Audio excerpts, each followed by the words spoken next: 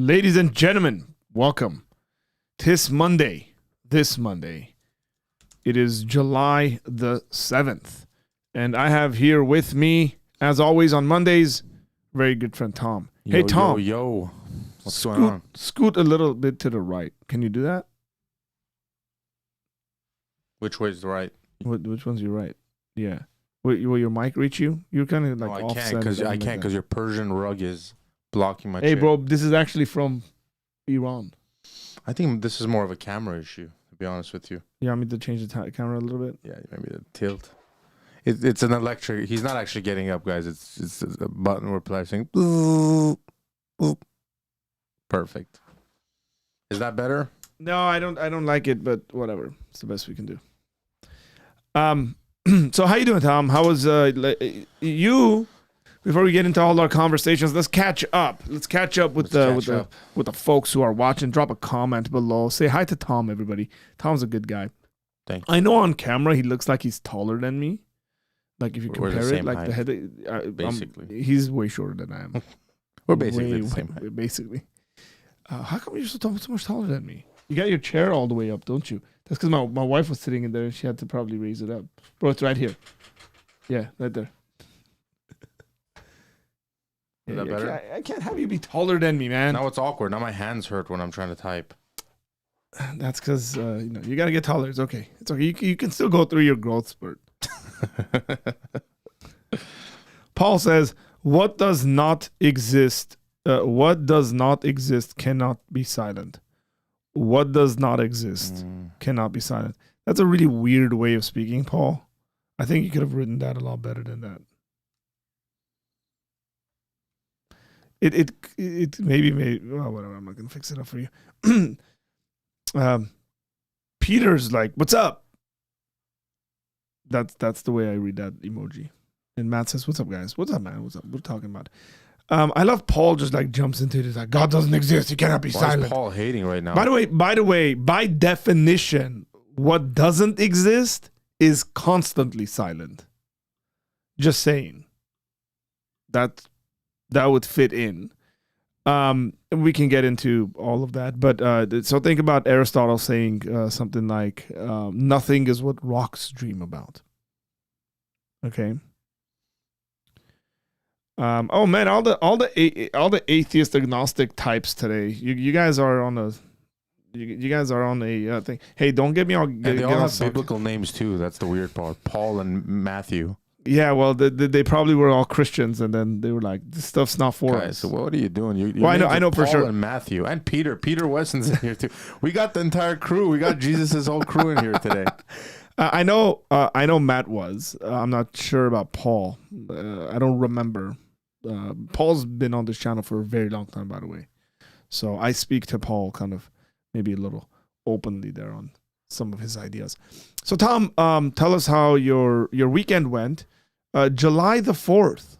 I had a good weekend, man. I'm a patriotic man. I'm more of a patriot than most people born here, if you want to know the truth. We went to Big Bear. And one of my headphones aren't on. I was like, why is one of my ears aren't working? He's tripping out. Oh. It's like it's getting old. This is what getting old feels like. We went to Big Bear Lake here in California. Beautiful. Mm-hmm. It's our vacation spot. Yeah, very, very nice spot. Beautiful spot. It might be the most beautiful place in the country. Yes. Beautiful. Maybe next to where I vacation in Florida. No, it was a good time, man. Family, brother, parents, we had a good time. We celebrated. Wait, you were with your brother and your parents? America. No, we were alone, but then they showed up on the 4th of July. Oh, that's so nice. That's up. very Armenian of them. Yeah, we watched fireworks together. You're like, finally, I'm going to get away from everyone with my wife and kids and get away. And then your family just randomly shows up and goes, hello. They showed up. They brought barbecue meat. My brother bought. Come on now. What's the place called? It's so good. Papa's Meat and Seafood. Have you heard of that? Very popular right now. He brought that. Sorry, you specifically, you and your wife are really into like trendy stuff. Not specifically, well, yeah, maybe even like clothing and stuff like that. Your wife maybe. But Maybe she might or might not be watching right now. But what I'm saying is, you'll know random stuff. You're like, this candy is right now really popular on. Yeah. And I'm like, I don't know, man. Yeah. Or this toy. Okay, and then what did you do? We had fun. We celebrated America. I shared this at church yesterday. My kid was walking around with a flag, with the American flag that he found on the ground. And he was your singing. Kid, how old is your kid then? This one? He's almost 3. Yeah. And he was singing, "Happy birthday to you," and waving it like that, "Happy birthday." And some guy saw it. And apparently, like what he said afterwards is he was so like touched by it. He went to his car as we were walking on this bridge, and he came back and he gave the balloons he had bought for his own kids. Were they happy birthday balloons? No, just stuff you make, like the dogs and stuff like that. Oh, yeah. He got those balloons and he gave it to my kid. Your kid is very cute, by the way. Yeah. So it was a good time. What you do for 4th of July? I stayed home. Wow, epic. Yeah, we watched the soccer game in the afternoon. We watched the soccer game in the evening because the Club World Cup is going on. My son wants to watch them. And then we played FIFA throughout the day. And then I watched John Wick at night for the first time. I'd never seen any of the John Wick movies. And so I saw the first one. Have you seen any of the John Wick movies? I think I have, but a long time ago. It's so weird because the John Wick movies, I know people love them. And everybody that's told me about the John Wick movies has told me it's a great movie. Nobody said negative things about John Wick, right? And I was watching it. I'm like, this movie doesn't have a storyline. It's just a bunch of action. It's just 90% killing. Yeah. Like really good fight scenes choreographed, but the storyline is sort of poor. Now I've seen all of them now. Okay. So because I just like that. I'm sorry. I'm laughing at something completely What? Nothing, man. I got to get it together. I'm very immature. Did someone text you right now? By the way, like I feel like as I'm growing older, I'm becoming more immature. I used to not laugh at immature jokes. Like I would think they're inappropriate, and now I'm just like laughing at every immature jokes. I'm just curious what you're laughing at right now. Nothing. When you said John Wick, it made me think of a name we discussed yesterday, you and I, while we were hanging out. Okay. Sorry. Okay. I'm gonna change the camera. You guys can look at me as he like collects himself right there. Okay, I'm good. You good? Let's do it. Okay, we're going back to him.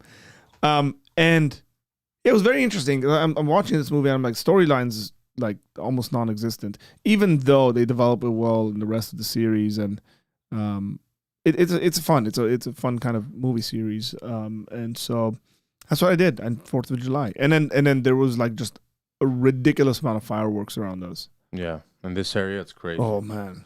Like, we woke up in the morning, and what looked like fog was actually not fog. It was smoke settling from the fireworks in the morning. So, yeah. Richard, what's going on? That's a cute penguin there, Richard.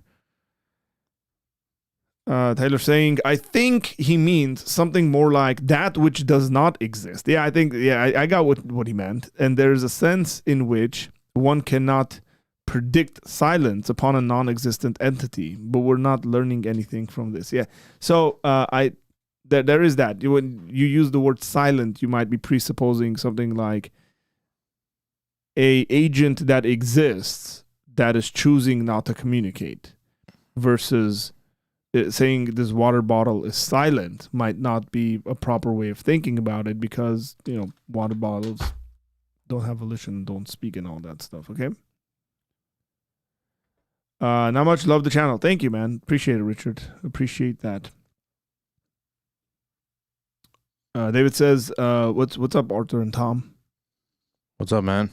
So we celebrated America this past weekend, but there's a number of things that have happened in the news and that's sort of gotten us to speak about this subject. And we want to speak about it from maybe a little bit of a different direction. and perspective than maybe even people on this channel are used to speaking about it. Like, how would I explain this? For those of you guys who've been Christians, for those for those, and I'm not getting into theological nuancing here, okay? For those people who've never like actually tried to live a Christian life, this might not make sense. For those who've actually tried, and you've prayed and your prayers have been answered, or you've gone through hard times and you're kind of like, what's going on? Where's God and all this stuff? You're probably going to understand what I'm talking about more. And there's two events that I think is like pretty big news right now. One of them we mentioned last week, and if you've been paying attention to the sports world, you've probably already heard, even if you're not a soccer fan, you've probably heard the name Diogo Jota, Portuguese guy, 28 years old, and played for Liverpool. And he and his brother died in a car accident. His brother, 25 years old, he's 28 years old. His brother was a professional player too. And just like seeing people react to it, like almost every sporting event, like Wimbledon, for example, allowed the players to wear kind of a memorial thing. They broke some kind of a rule, dress rule, actually, for him. If you're watching soccer, or athletes just general have been posting stuff about it, and all this stuff happening. And, you know, you start thinking about, and then quite often people are thinking about, wow, he was young, had 3 kids. And then you start thinking about questions like God and the silence and all that. The other event that's happened, and Tom, you've been paying maybe more attention to this than I have been, is the flooding that's happened in Texas. Yeah, that's right. And I saw a video today. That water rolls really quickly. That was really, really intense. And one of the things that's really, it seems like, that I've gotten notifications about and I've tried to read up on is this Christian camp that essentially got swept away. And there was a bunch of young people there. Tell us a little bit about that, and then we'll get into this conversation. Yeah, so it looks like it was a Christian camp called Mystic Christian Camp. It was an all-girls camp, and for whatever reason, I mean, like, the facts aren't out there, so I don't want to say something that's wrong, but apparently there just wasn't enough warning. The state of Texas was expecting in that area about, I think, 4 to 8 inches of rain, which is a lot, but it's manageable. And then it got crazy. And apparently at this point, 91 people have died, 27 of them being girls and counselors. Wait, 91 people? Yeah, it's up to 91 right now. And then you said 27 are young 27 people. Are girls from the camp or counselors. And so it's just depressing to watch, man, because it's just, you know how many people are actually affected by it. Yeah. And all those families. And I know there was a senator or some person, I forgot who it was, but there was someone in government. Their child was part of the camp. They survived, but it's a popular destination for Christian girls at that camp. So yeah, I saw this video of them. I saw it on Instagram. Some of them were being evacuated in a bus, and they were worshiping as, like, you see around them, like everything is falling apart and stuff like that. And there was 2 ways that people commented, right? Some of them are like, one of the comments said something like, was God taking a nap? And then, like, that's the smart atheists, I guess. Like, oh, God was taking a nap. They're not smart. They're not smart. Yeah. That's the thing. They're not That's smart. one. They're smart asses. Yeah, That's what they are. Those are some of the comments. I mean, even if you are, like, so delusional as an atheist to say something like that, it's like, can you give it like a week? And these people just died.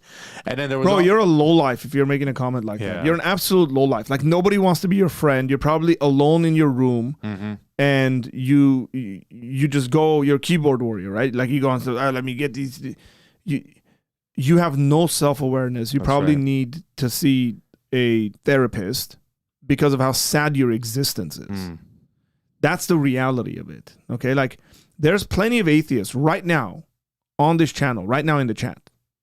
Okay, and I would hope that you guys would be like, that's appalling. That like in the moment, right? In the moment, like we can have conversations. This is what I mean. We can have conversations about some of this stuff theoretically. There's that. And then there's conversations we can have like practically on the ground. If you've ever suffered anything, if you've ever gone through loss, if you've lost someone close to you, if you've experienced something like that, and you're a self-aware individual, you wouldn't say stupid stuff like that. Okay, like even I've given talks at churches. I've trained people in giving a response to the problem of evil, because this is a problem of evil conversation. And one of the things I always tell Christians is don't try to somehow answer the problem of evil to someone when the person's going through it. That's right.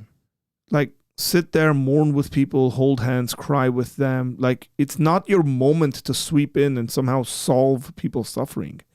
Now, the opposite of that is true. If you're an atheist and you think this is your opportunity to like up one the Christians, I'll say two things. Number one, you're not very self-aware. I can say a lot more cruel words. And number two, it's really not you. It's really not like you have a worldview in which you can like somehow have a better answer. Your worldview is sucks for you. Crap happens. Yep. And congratulations, you've gotten someone to be on your side on life sucks. Misery loves company, I guess. And some of you guys are very miserable. And just love other people being miserable as well. Just there's an aspect in a part of this, I think, where you just got to be sensitive, whether you're a Christian or not a Christian. Be wise about the way you're going about speaking other people's tragedy and suffering, whether it's trying to somehow answer and bring about a resolution for people, or whether you're like, hey, I think the Christian worldview is inconsistent on this question and stuff. There's a time and a place for those conversations. There really is a time and a place for those conversations, and have those conversations. But if you don't have the wit, if you don't have the emotional intelligence to not recognize people are going through suffering, and you say stuff like that, like, I guess God was napping and all that stuff. You know, I don't know. I don't even know how to respond to a stupid comment like that. Yeah, I don't know. Congratulations, Mr. Atheist, stupid guy. Go live your meaningless life. Like, I don't know what to say in a situation. Like, I really have no idea.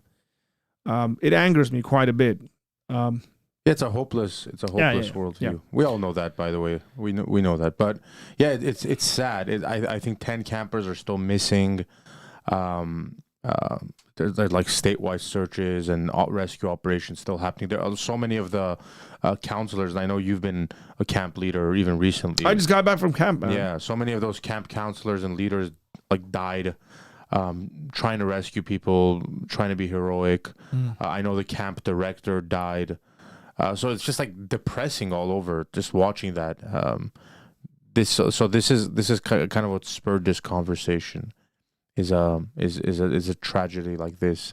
And my point being was the other people that were responding were Christians, obviously, saying things like, wow, look at this. Even in the midst of such tragedy and loss, they're able to worship God and sing to him in that moment. And I think, I don't know, Arthur, I think that's a much better response to a scenario like that than the one that says God is napping.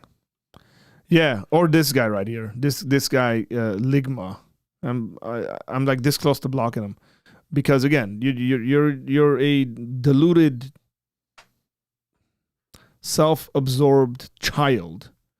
Don't really care how old you are. Isaiah 45:7, and this is the passage that talks about God causing calamities. God caused the camp of Christian children to be destroyed by the flood. They are being punished. Congratulations, bro. Here's a sticker. Get a life. This is partly why in this discussion, I would like to have the discussion from a perspective of like actually like experiencing stuff. Right? It's Yes. going through the experience where God seems silent. And not I'm not necessarily trying to make an argument whether God exists or not. That's not the point of this, but I'm talking about people who actually believe in God experiencing God being silent. Now, an atheist might come in there and be like, well, that's because God doesn't exist. Congratulations, man. Wow, great insight. Thank you very much. We're not really considering that option right now. And even if you're right, go say that to the mom who just lost their child. Yeah.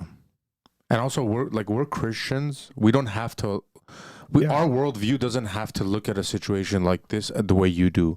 And even in the Christian sense, where Jesus answers this in Luke, right? Where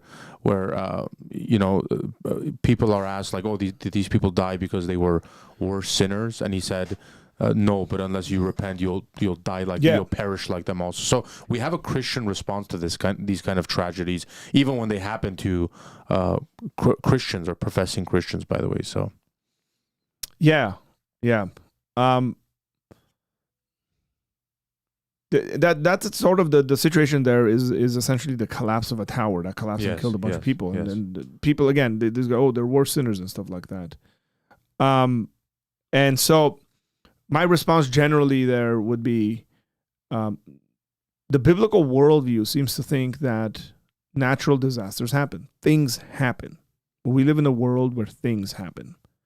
Okay? And that results in the death of people, all sorts of suffering and all that stuff. Okay? So it's trying to make sense of that in many ways. In a Christian worldview, it's trying to make sense of that. So the assumption is that the Christian world is true, the worldview is true, and trying to make sense of it. For anybody who's going to criticize that, my response would be, so how do you make sense of all this stuff? Do you not assume your worldview and then make sense of it? Or just walk around saying, well, I don't know, I don't have answers to anything. Because I'm hyper-skeptical. Also, if we follow, what's his name? Who's the guy that made this comment? Ligma. If we follow Ligma's logic, then every single earthquake or tragedy or flood would have to be a punishment. Yeah. Every single one of them would have to be a punishment. So, if it's a calamity, then it had to be a punishment. Yeah, the question is, we don't follow that. Here's the thing, right? It's the extra. So there's an aspect of this passage he's specifically quoting out of Isaiah 45:7, which says, I form light and create darkness. So this has to do with God's creative power, his sovereignty. This is a conversation about God's sovereignty. I make well-being and create calamity. Okay, I am the Lord who does all things. Mm-hmm. Okay, now for some reason, this guy's going off of it and saying, so therefore, whenever it's happening, there's a punishment attached to it, which is just nonsense. Yeah. That's not what that passage teaches. The passage is specifically teaching that God is in control of all things. Yes. That's what it's about. As a matter of fact, if you go on to read verse 8, let me just pull this up and school you a little bit. If you pull up verse 8, shower, O heavens, from above, and let the clouds rain down righteousness. Let the earth open to salvation, and righteousness may bear fruit. Let the earth cause both them to sprout. I, the Lord, have created it. Again, this has to do with God's sovereignty. If you go back to verse 6, the people may know from rising of the sun and from the west, and there is none besides me. I am the Lord, and there is no other. So if you actually pay attention to the way this is written, you're going to see it ending with this, I am the Lord, there is no other. In comparison to the sovereignty of God, in comparison to all the other gods that are created gods that are people worshiping from a biblical perspective. So this passage specifically is that God is in control of all things. Okay? Yeah, and who's God speaking to in this passage? He's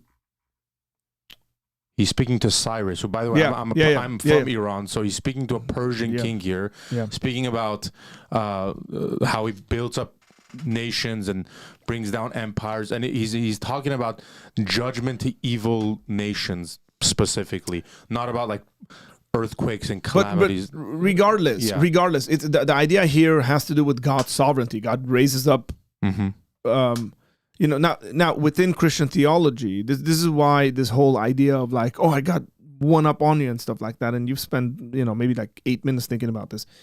The idea that God is sovereign over all things, but we still have human evil and we still have natural evil. That's called the problem of evil. And there's all sorts of responses to this. It's not like Christians don't actually have a response to this.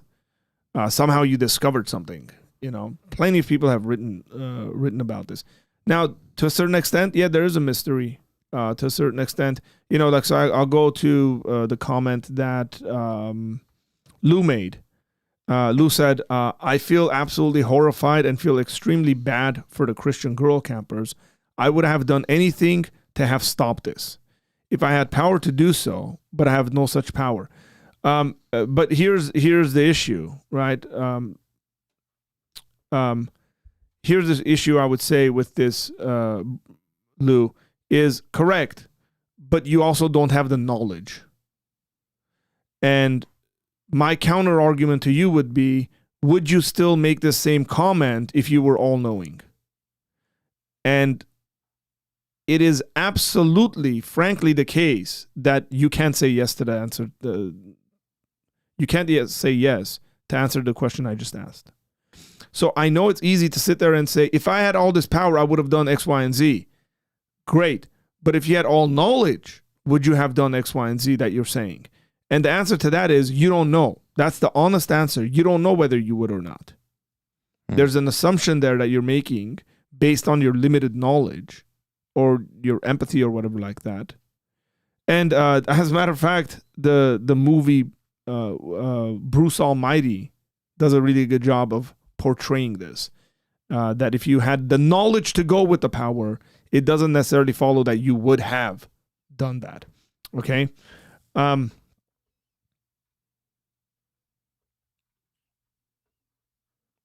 Let's see. I'm just trying to catch up to these comments.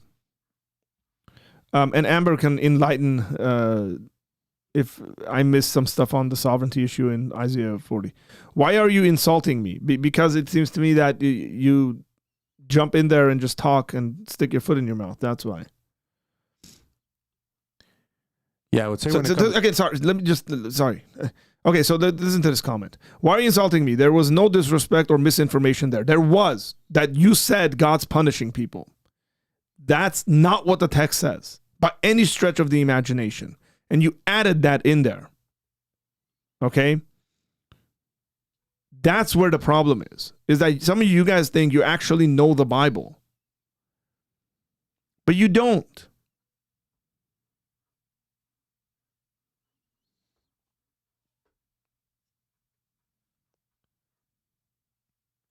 Thank you. I appreciate it. Arthur, you're coming off as across to me as stooping, I think he means. Stooping to the level of these which are which you're criticizing. Thank you. I'll take that. I don't think I'm stooping there, but to call it out as being just an ignorant fool when it comes to people actually going stuff. And initially, by the way, the response I made was to an individual making a comment on what Tom was referring to. Was God sleeping? Like, there's no way you're making that comment. There's no way you're making that comment if that kid's mom or dad is standing next to you. And because you're hidden behind a screen and you can hide, you think it's okay. And people do this online culture stuff. People do this stuff all the time. In my comment section, like this guy Ligma doesn't have his name or anything like that. He just got a little L, all right? There's no picture of him or whatever like that for us to hold him accountable to just nonsense he says. And maybe that's fine. By the way, side note, Tom, did you hear the U.S. immigration passed a thing where if you want to come to the United States as, visiting or whatever like that, you have to unlock all your social media. They got to have access to it. I like because it's a part of their background checks. To allow you, whether you're coming legally or you're coming here just to visit the country. Yeah. You can't have any private social media accounts. Interesting. Okay, so let me deal with this. I'm not all-knowing. Nobody is. Well, God is. If God exists, God is all-knowing. That's by definition. But looking at the situation from my perspective, of course, I would not make a flood destroy young Christian campers. Yeah, and the difference there is that you're saying you would not make it. But if there's an aspect of creation that functions, in such a way where, yes, it does bring in calamity and it does bring in destruction and all that stuff, and people are hurt by that.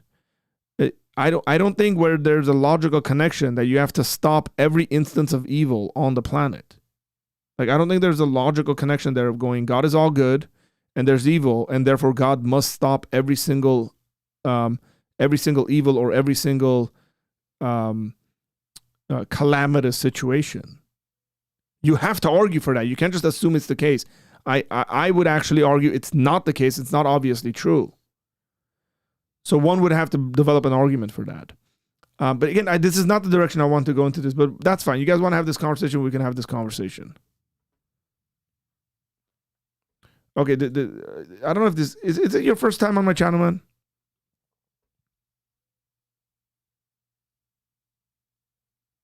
Is it this guy's... Hey, Ligma, is it your first time on my channel?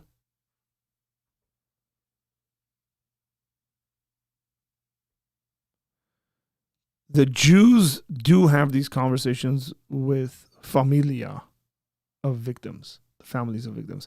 They aren't overly sensitive like you are. Hey, when was the last time you heard someone say I'm an overly sensitive guy? He's a very sensitive guy. I'm absolutely sensitive guy. I was crying right before this.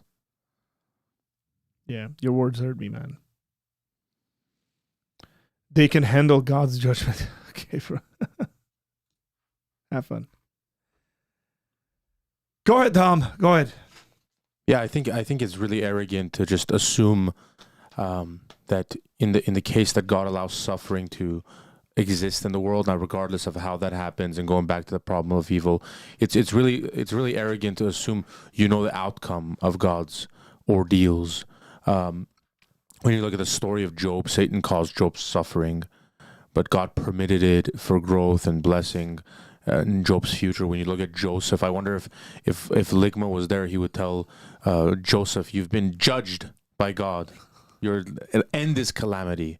But later on, Joseph says, "What you meant for evil, God meant for good." Right? So a good thing came out of it. And ultimately, when you look at the story of Jesus, crucified by wicked men, I'm sure if one of these atheists was there at the time, I'd be like, look at this moron. He came and spread all these lies, and now he's being crucified on a cross, the judgment of God. But God brought us salvation through. My point being is, yes, Arthur, I'm sure that you've done a good job at this in the past. You can make all sort of arguments about the problem of evil, why things happen. Sometimes things happen and maybe there is no outcome that comes out of it as good. But to assume that God is not in control, in the sense that not in control of the activity happening or the calamity happening, but he's not in control of the entire thing, where he can't make something better come out of it, or he doesn't have or even if it's not something you never see, but if it's something that needs to happen in order for God to accomplish his purposes. Well, I just released a video on John Lennox answering this question in regards to he thinks that we're asking the wrong questions when it comes to the problem of evil, and you guys can go check that out. My response very simply to this is something like, have you ever held someone's hand when they're on their deathbed? And what would you say to them? These are experiential. They're not arguments. They're experiential realities. Okay. Have you walked into a hospital room where you know that individual or those parents are having their kid? They know their kid's about to die. There's an aspect of, like I said, there's an aspect of thinking about this theoretically and all that stuff, but a part of it is actually experiencing suffering with people. And whether you're a Christian or not a Christian, if you don't understand that, I don't know how you have friends. That's just the reality. That's again, whether you're a Christian or not, I frankly don't care about that. Look, even if that's your worldview, right, Art? Yeah. Even if like you are an atheist and you're like, well, like this stuff just happens and whatever, and you want to like spite, it's like just sit that one out. Like if something like that happens, you're not bringing any like positivity to the situation. Like all you can say is maybe the weather alert should have been better. Maybe if we funded, I don't know, some meteorologist. Like okay, but like you have no true hope to offer for the people who are actually suffering, like in any kind of way. I'm talking about those kind of comments. I'm not talking about like down the line you open these things up to like deeper conversations. Why did it happen? Obviously, like these were Christian girls.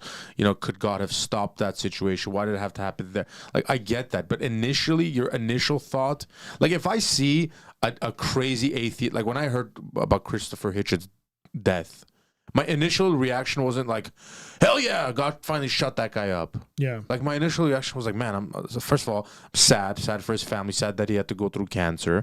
And also sad that he, in my opinion, didn't come to the full understanding of who Jesus was and who God was. But my initial reaction wasn't like, haha, you talked so much smack about God, now you died. Yeah. Enjoy that death. You know, like that's not how Christians generally think, but I don't know why atheists are like this, man. And not all of them, obviously. Yeah. I don't know why they come off so strong in these situations. Yeah, it's not, again, partly because it's not like your world you can do a better job at this. As a matter of fact, your world you can't. It's absolutely bankrupt when it comes to this question. Absolutely bankrupt. Yeah. Tell me, give me an answer. Give me one slither of hope you can give to a mom who just lost their kid from your atheist perspective. Any one of you guys in here. Tell me what you would say to a parent. Tell me what you would say if you were sitting across a family that said, we believe, so let me put it this way. If I was sitting there, they would say, hey, we believe in God and all this stuff. We're trying to make sense of it. And then we'd give a response, right? Tell me what you would say. Not to the God question, but like why something like this would happen. Can you understand? Can you guys understand a different perspective? It breaks my heart that tragedies happen and they happen for Christians and non-Christians. I absolutely understand that. That's not the point is not that something breaks our heart. We all understand that. We're all broken by things like this happening. As a non-religious person, I feel for all humans who suffer. Congratulations.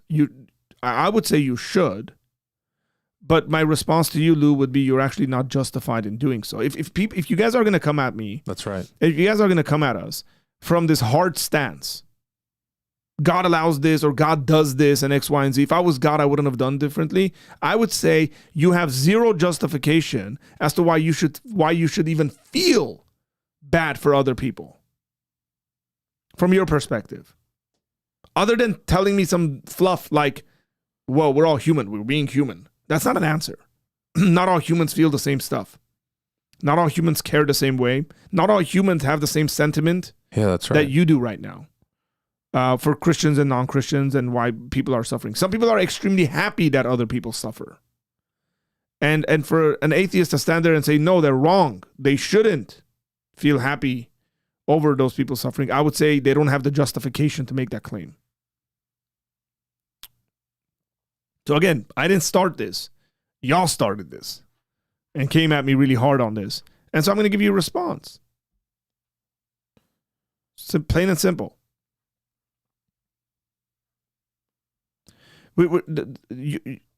I don't understand why it's so difficult to understand that Christians don't hold a view as to whether things happen to people because of their belief systems and all this stuff. Tragedies and suffering happen on the planet. It has nothing to do with the belief system or lack thereof. Nothing to do with that. Yeah, see, but you guys were asking about justification. Sorry, Tom. You guys were asking about justifications and the Bible teaches this and that. Okay, come on now. Go. Yeah, Brooklyn, like he just put up a comment saying, I would tell the parent that what happened was awful and that it had nothing to do with the beliefs of the kids. I don't think the parents believe that. Like if I'm a Christian parent and I'm sending my kid, God forbid, like I send my kids to camp and some calamity like that happens, my initial thought as a Christian, if I truly believe what I believe, my initial thought is not going to be like, oh my God, it was my kid's beliefs. Like it was their belief in God that made them do this. So that's not. Sorry, Lou, you're smarter than this, man. Like this is not what anybody believes. That like the Bible clearly answers this. Jesus' disciples look at a guy who's a paralytic and they say, "Who sinned for this man to be like this?" And Jesus says, "No one." If you've dealt with Christian apologists and you've actually dealt with Christians answering this question, none of the answers say what you're saying here. Yeah. Zero. So I've spoken with you, and I know that this just is way too simplistic. It's not even an argument that somehow they're being punished or it has to do about their beliefs. No, the Christian response to this is something like, we live in a fallen world, and so there's reactions in this fallen world, and things happen. Okay. Now again, because you guys are coming at me the way you guys are, my response to this is going to be when you make comments like, I would tell them that this is awful. No, you can't.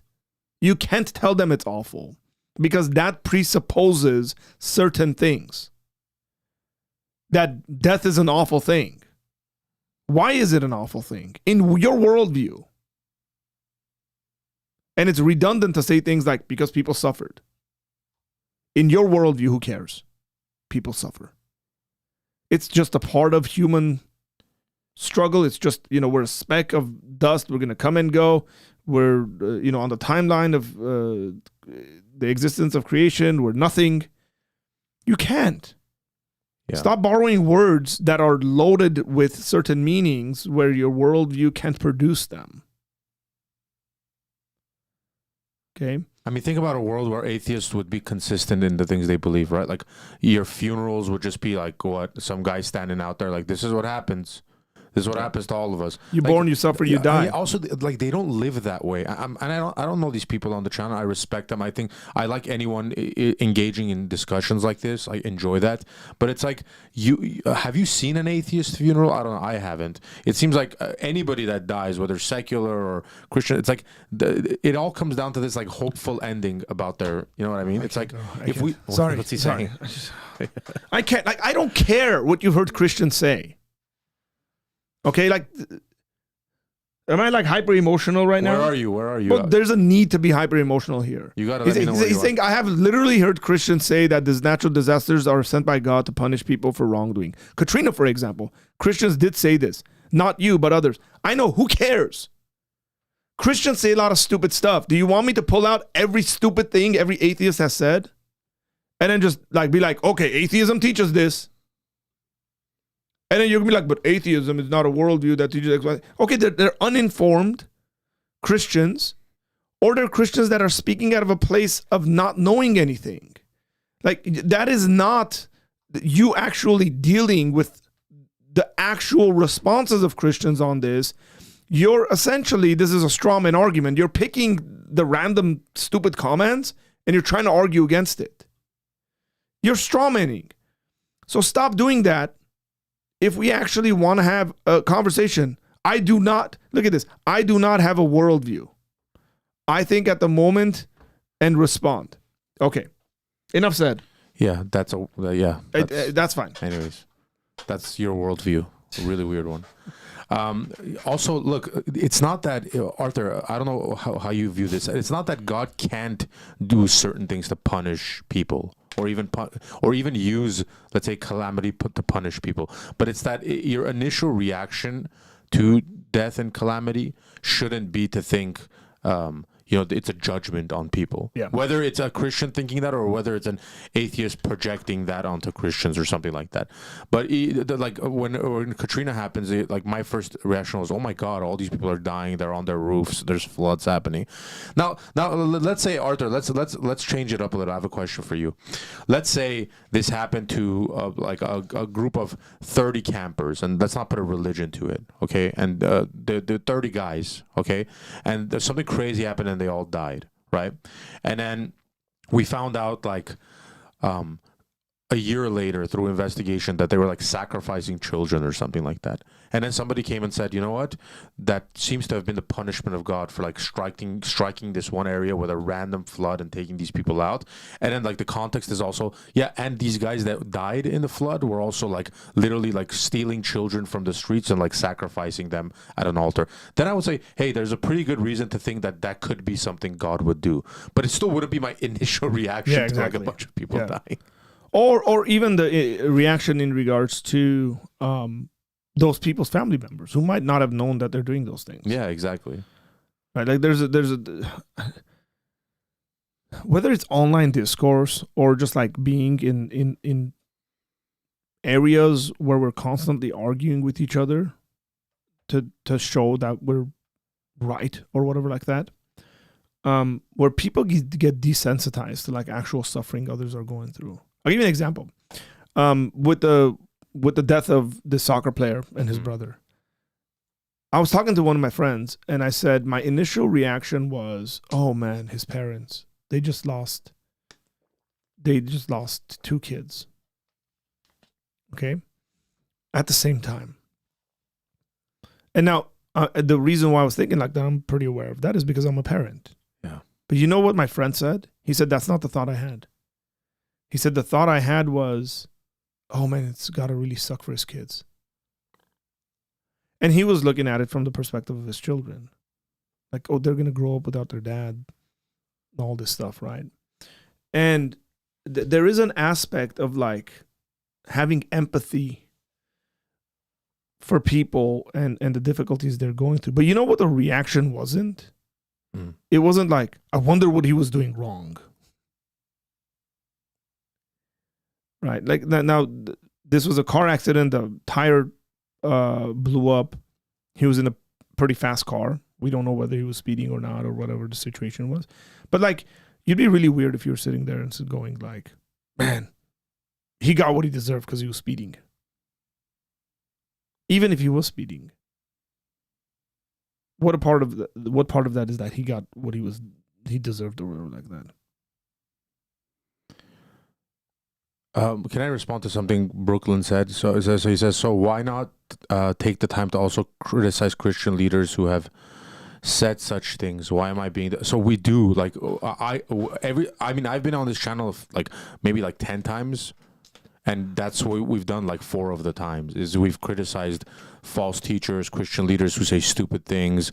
You know, before this we were even speaking about a Christian band situation where one of the lead singers ended up like molesting kids or something like that. Like we talk about that stuff all the time. We're not so Brooklyn. It's not necessarily criticizing your view here.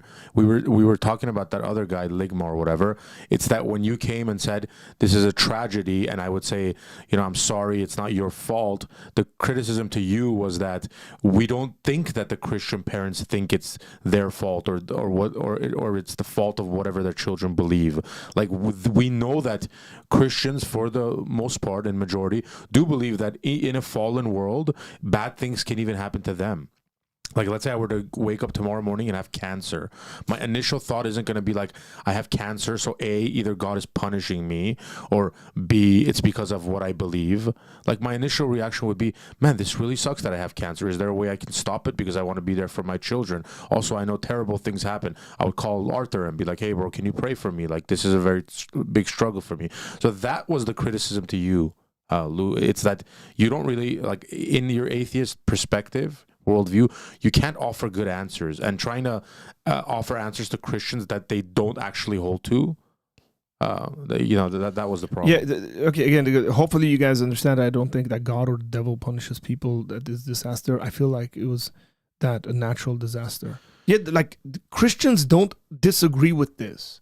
Yeah. This is what I'm saying. You're arguing against something that is not a part of like well-rounded Christian doctrine. You're arguing against a made-up character through your experiences. You're actually not being very rational about this. It is as if I were to make an argument and I pick the weakest like atheist I've ever come across and I go, here's what atheists believe in. I'm just going to destroy that guy and his arguments. What your argument is not legitimately what scholarship talks about, discusses, argues against or for. It's like, oh man, I had this friend who made this stupid comment. Like, okay, and then what? Those Christians that say things like that are incorrect. They do not know the narrative of the Bible of who God is. Lack of understanding how Scripture and relationships with God are interconnected. It's a huge problem. No problem. I mean, it is a huge problem, yeah. One time I was so confused, I asked God after the three girls who died, whose dad had killed them, why he gave me Isaiah 57.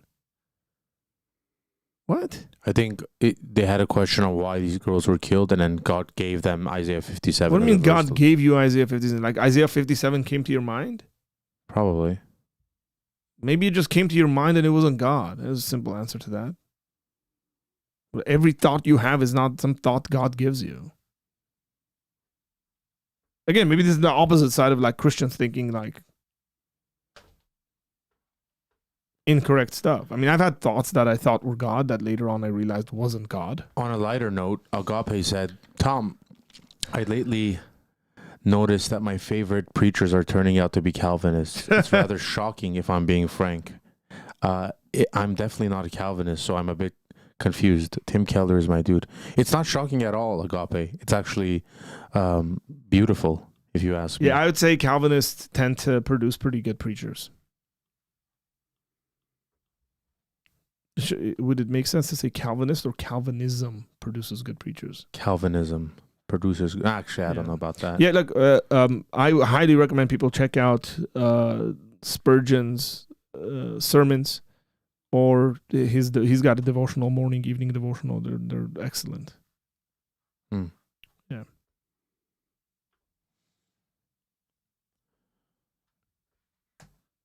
Okay. Well... Very engaging chat today. Oh gosh. Do Christians believe that God causes natural events? Yes, Christians believe that God can cause natural events, but not all natural events are caused by God. That makes sense? It's very simple syllogism. God can cause all natural events, disasters even, but not all natural things are caused by God, because God has created the world to function a certain way, even in its fallen state. That's the equivalent to saying God gave us this child. And then some guy, some smart aleck over there sitting down and is going, but did God really do that? Didn't you have to do something to bring that baby into existence? And you kind of look at him and you're like, bro. Yes, there's an aspect of things function naturally. And then there's another way you speak about this in regards to God creating the function in the first place, and you can speak about God causing it in that sense as well. Okay, so for example, I can say that God caused me to be hungry. And you go, God doesn't cause you to be hungry, you just get hungry. I go, yes, but God created human beings in such a way where we would experience hunger. So therefore, God is the ultimate cause of that hunger, you can say, right? And I think that's a legitimate way of speaking about this. But that doesn't mean we're specifically talking about that moment of hunger being caused by God. These are the sort of stuff that you guys have to think through, especially if you're like opposing Christianity. I'm just shocked that this distinction isn't in your mind, that God can cause natural disasters, but not all natural disasters are caused by God. Okay, now God can definitely stop them, and he chooses not to. And now there could be questions as to like why God wouldn't stop every situation of a disaster happening. That's a legitimate question, and there could be conversations about that, whether you'd have to or not. What natural thing is God not in control of? Maybe I can learn something here. Well, I think you've probably already learned something in the distinctions I gave you. I hope that you have. What natural thing is God? What natural thing is God not in control of? God is in control of it, all of it. But that doesn't mean God controls it in regards to like chess pieces moving it around. And every theological perspective can answer this the way I just did, because there's an aspect even in the Reform camp where there's a divine decree that God puts into place, but he's not going and every single thing changing the levers and doing this and that. There's an aspect in Christian theology where God allows things to happen. And it's not necessarily the case that God does every single thing.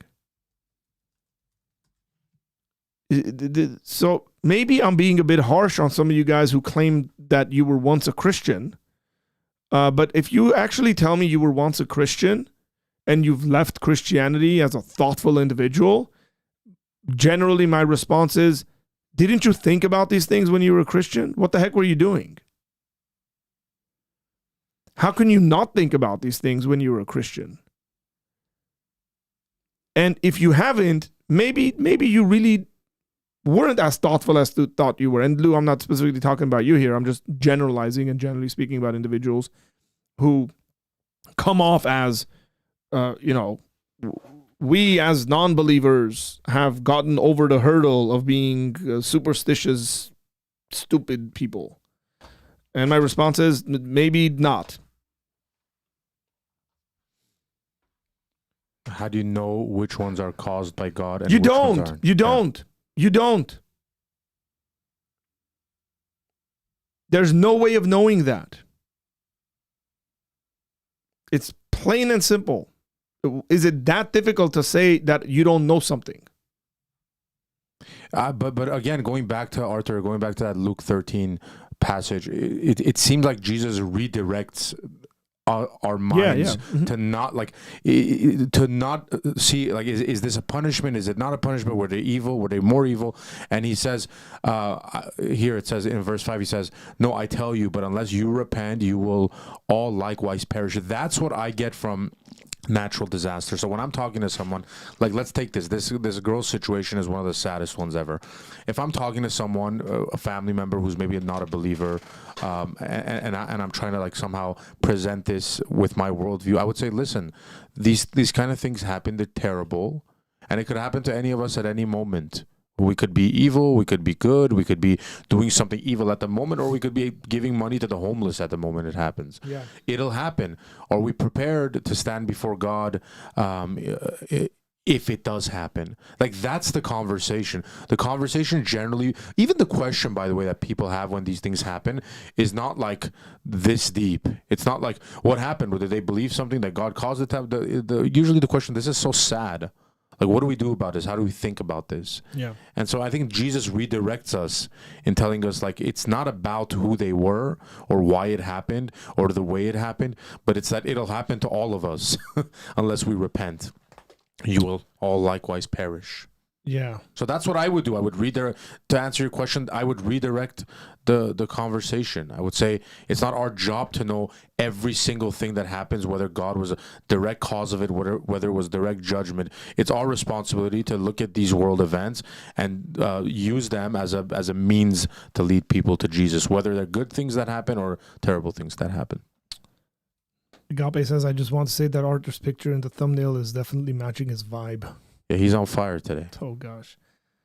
You guys started it, man. You guys poked the bear. I thought when I was a Christian that God did control natural events. Well, you thought wrong. And you got to come to terms with that you didn't understand theology well enough when you were a Christian. If that is the case, the buck stops with him. So why can't I be unhappy with him causing a flood? Maybe not, but I did think it. Very simply put, God has put certain things in creation into function, like he's the ultimate cause. He created the world the way it is, but he's not specifically going around causing every single thing. Like, God is not like, oh, rain, come down right now, right? Now he can withhold it. He can definitely impact the world because he governs over it. But God is not an OCD. I think when Deep calls it, Deep said it, Amber said it really good, is that God is not an OCD kind of control freak that's just like around, tinkering every single issue that's going on. There's plenty of prayers that Christians pray, and this goes into the whole silent aspect. There's plenty of prayers that Christians pray that God decides not to answer for whatever the reason might be. And then some he does decide to answer for whatever reason that may be. We don't always know the reasons for these things. It's very, very simple. Scam Chan says natural disasters are just that. Thank you. Oh, genius. You know, you're on the level of this guy right here. My Bible says so. Wow. I didn't know that a natural disaster would be a disaster that's natural. Excellent tautology, my friend. I don't know what we would have done without you. And you told us the meaning of two words that are put together that have the meaning of the words that are put together. We definitely need atheists to teach us that, words have meanings. And is Scam Chan an atheist? Yeah, not a very informed one.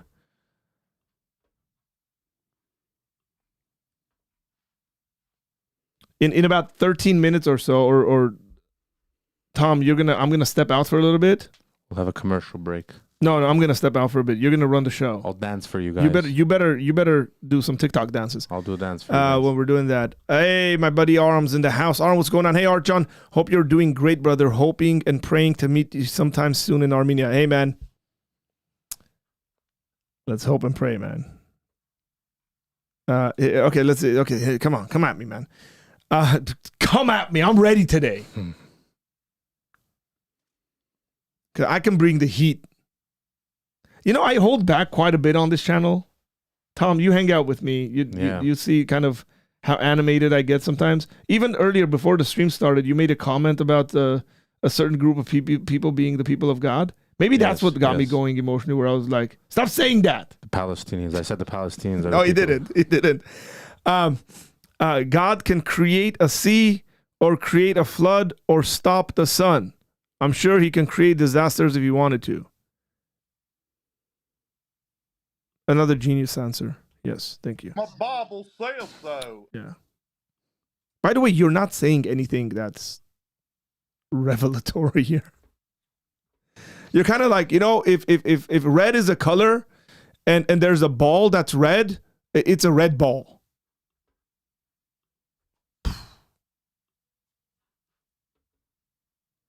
Don't know why this is so emotional, but either God was in control of the weather or was not. That's not true. Logic. No, it's not. That's a false dichotomy. You want to talk logic? I'll tell you the logic. That's a logical fallacy. It's not two options. God can still be in control and not be controlling it the way that you want to bring it about. It's not. I will take you to town on the philosophy of this. That is a perfect example of a false dichotomy. That God is either in control or he's not. Nope. There's a third option there, man.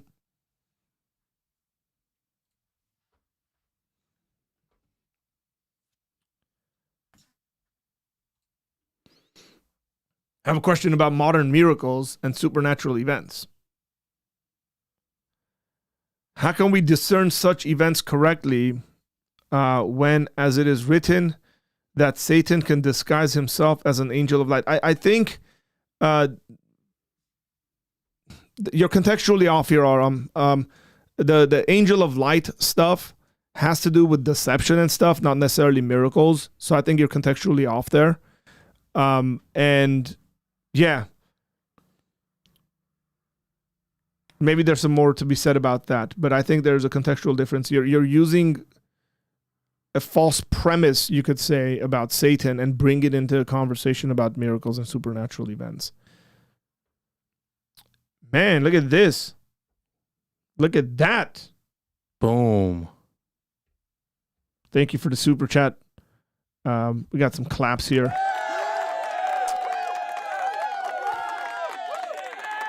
Thank you for the super chat, Leoksh. Appreciate it. Hebrews commentary described faith as something being a belief beyond reason, but not in contradiction to reason or against reason, if that makes sense. Can you flesh this logic out for me? Yeah, I'm not sure who the commentator is on that.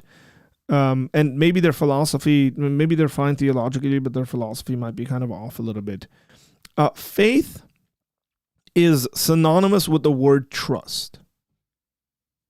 Okay, faith is a trust sort of conversation.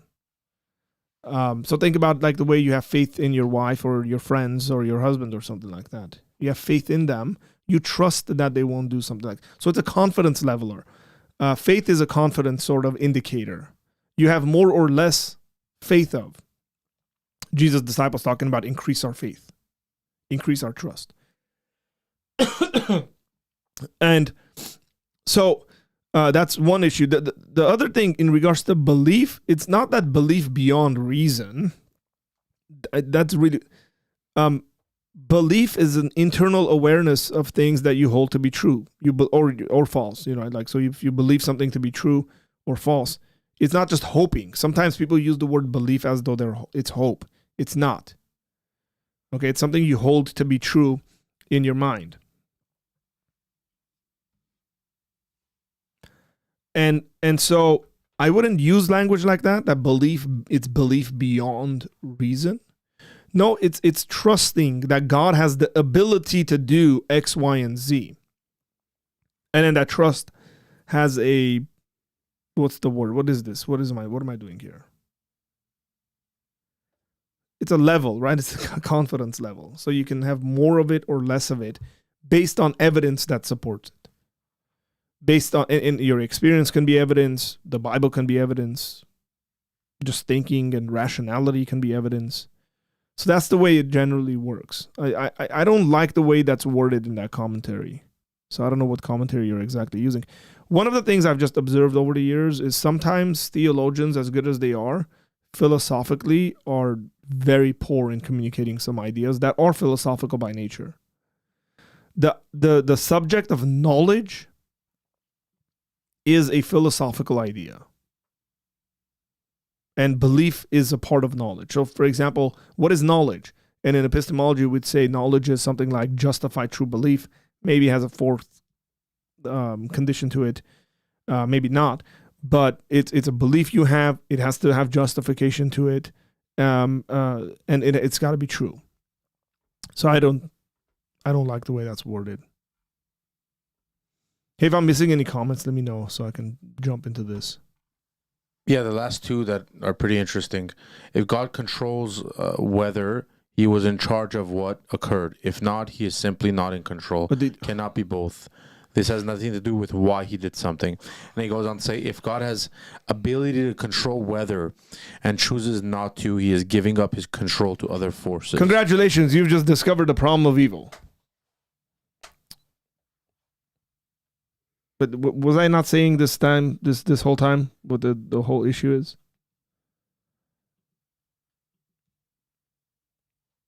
If God has the ability to control weather and chooses not to, he is giving up his control to other forces. How about that God has created structure and function in the created world and is allowing it to function the way he created it? Okay, now there's an added theological conversation here about sin impacting the world and that we have certain things. And various Christians are going to answer that a bit differently. But I will just take a step back from that because that gets into some theological conversations. And I will just say God has created the world with a certain function. It's sort of like saying, like I said, God gave us this child, and then somebody saying, you know what, it seems like God gave up control over the bringing the creation of children to the parents.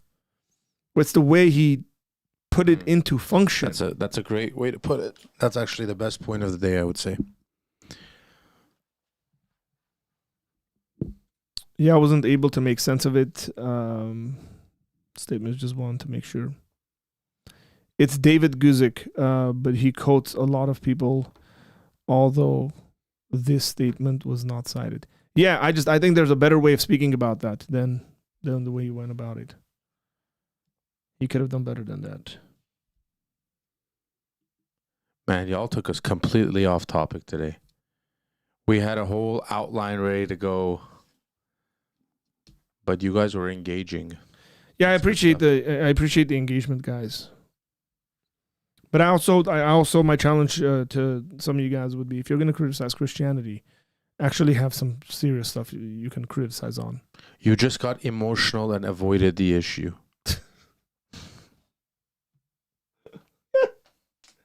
I just told you committed a logical fallacy. Why don't you just come out and say, yes, I did commit a logical fallacy. That's a false dichotomy.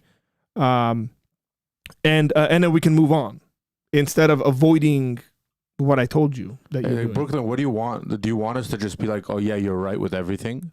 Is that not being emotional? It's like, oh, you make okay, let's go. Brooklyn, you Brooklyn Lou the Skeptic, you make very good points. Honestly, I think every point you made was correct. Yeah, that's it. Now I'm not being emotional. It's like, why is disagreeing with what you're saying being emotional? That doesn't make any sense. It's crap argumentation. That's what it is. It's bad. It's bad thinking. That might fly with your like next door neighbor who's hyper whatever Christian, and it's not gonna fly here. It's crap. Throw it away. Stop using it. Stop going on the internet and trying to think that's an argument you've actually developed, and it's not. It's a bad argument. There's a lot way better arguments that you can actually produce. Way better ones. As a matter of fact, they've been produced for you. Just go check it out. Read it, see what the arguments are, see what the counter arguments are, and then actually bring those things, not this stuff. I mean, there's like, I don't know how he's defining control. That's the thing. He's saying, can someone control? Yeah. What is the false dichotomy? Yes. Can someone? They can. The false dichotomy is that you think that you're either in control, meaning you're meticulously controlling every single detail, or you're not in control at all. What you're missing out is you can be in control of a situation and allow freedom within that and not get involved in every single detail. As a matter of fact, quite a bit of bosses do this. So let me give you another analogy. If you're a boss and there's people working for you, you are in control, but you don't go and do all the work for every single one of your employees. Still the boss, still in control, but you're not controlling every single detail. Maybe that's another analogy that can help. If that doesn't help, I don't know what will. Like, that made sense, didn't it? Yeah. I mean, God can frustrate and intervene. Yeah. Any of the like even if you use the child analogy, like he's created a natural way for us to bring children into the world, right? Not me and Arthur, but just generally, he's created a natural way for that, right? But like, he could come and intervene and not let that process occur for you specifically for whatever reason. Or there could be a natural issue that you're having and you can't have children, and he intervenes and makes you have a child. Yeah, that way. That's the nicer way to. So now you're being nice. You're back to being nice. You're back to being positive. There aren't nicer people than me. You just strawmanned.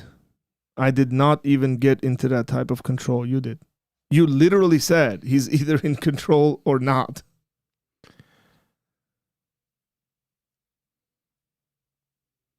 How do we get to homosexuality? Who? This is going to be spicy. I do not think all people struggle with homosexuality. Who said this? Where's this comment coming from? There's a homosexuality conversation going on. Wait, who's saying it? Tell me who's saying it. That comment I was reading was by Lou the Skeptic, but he's responding to Tony. Oh, okay. They're having a side conversation. Go for it. Whatever. Oh, I think this has to do with the Katrina situation. Oh. Because he made a comment and people were saying they're being judged for it and all this stuff. How many people did God speak loudly to about Jesus from the clouds? It doesn't matter. Give me an argument. Give me a syllogism. Argue for a point. I told you last time you were on my channel, man. I'm not going to hold back with you. Right, that's a dumb question. If the conversation specifically here has to do with the baptism situation, okay, it doesn't say how many of them heard him. It doesn't matter. What's your point? Make an argument. Do you know what a syllogism is? Premise 1, premise 2, conclusion. Give me an argument, man. Or else stop talking and stop reading random websites and giving me crap arguments. You're wasting my time.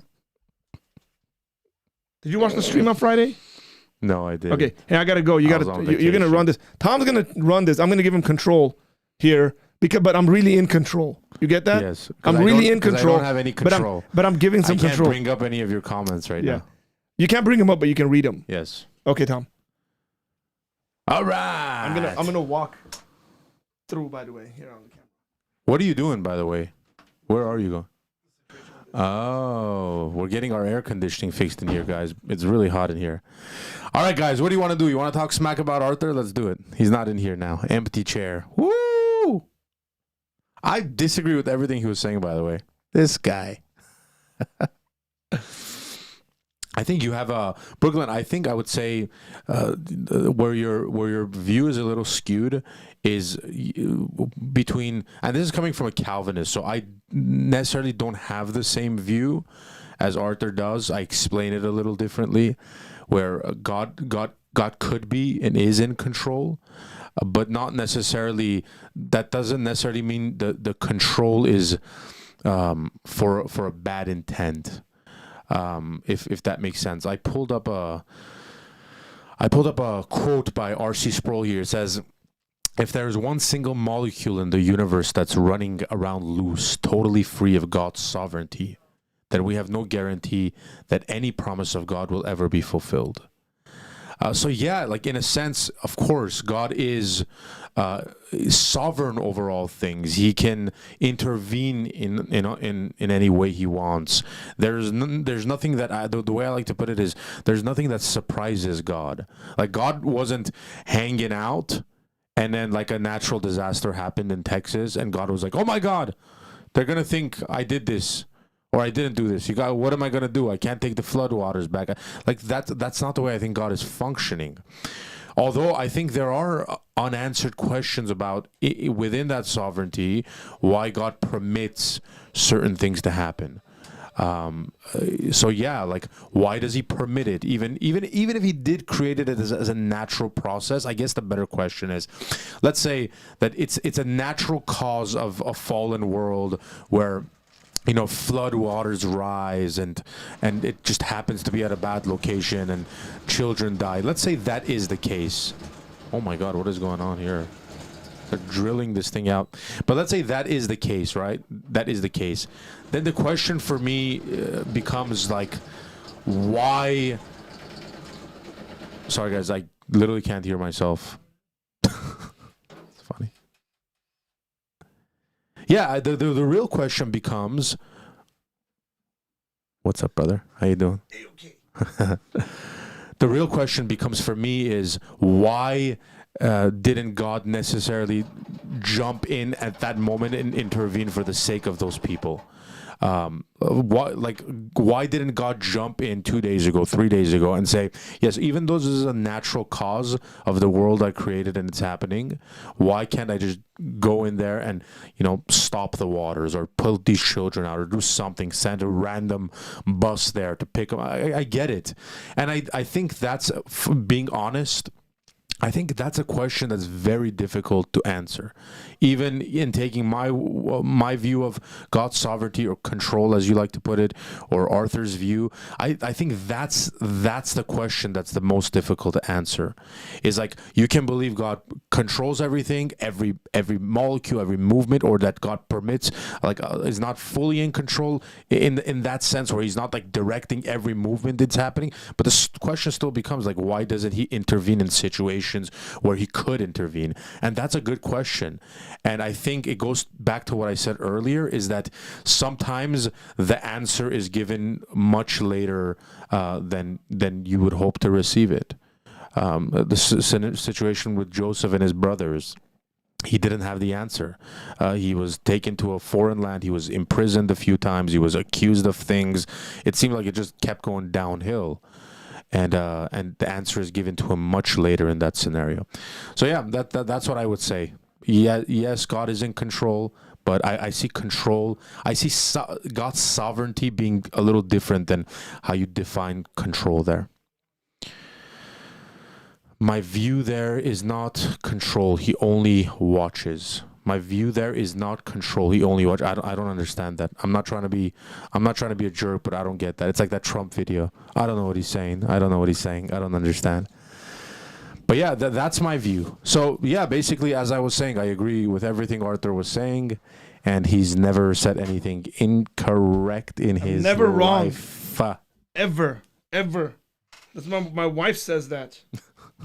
My wife says my husband is never wrong. Can any one of you guys say that? Can any one of your spouses say Never. It's always right. My view there is not control. He only watches. I thought you didn't believe God exists. If God doesn't exist, how's he watching stuff? Seems a bit contradictory.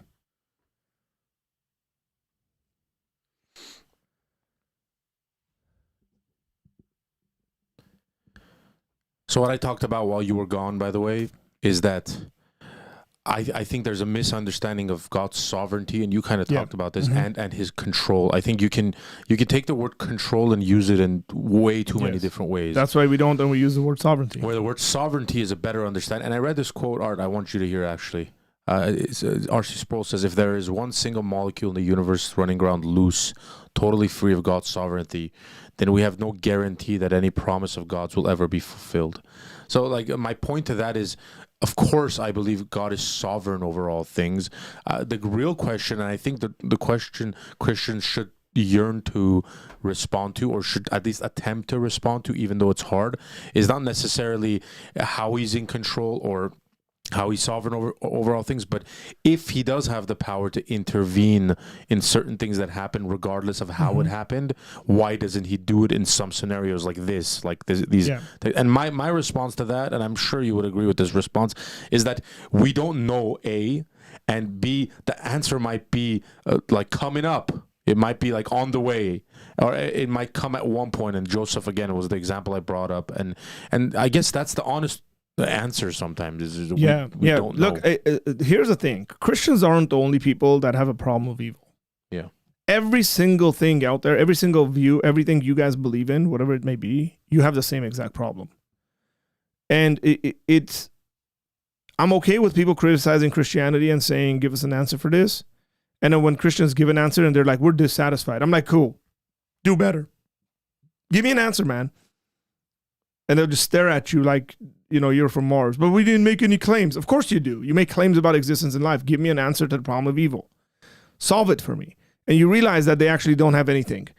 So that's one. Another thing is, think about the word sovereignty.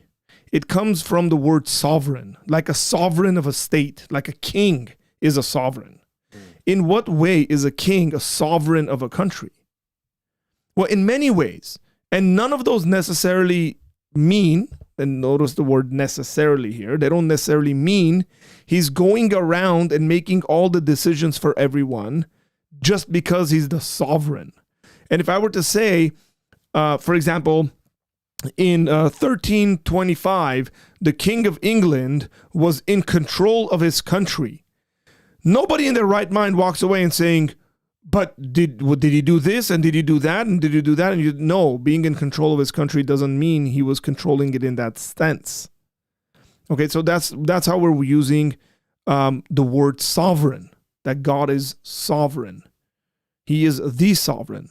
So he is in control. But God has also decided to create, to bring creation into being in such a way where both the creation, meaning non-human creation, has a certain function to it, where God's not, recreating every single zebra there is. There's a natural order to zebras to procreate. As a matter of fact, when you read Genesis, you see this kind of language, to bring into after their own kind, to bring into existence after their own kind. That's the natural processes that God has put into place.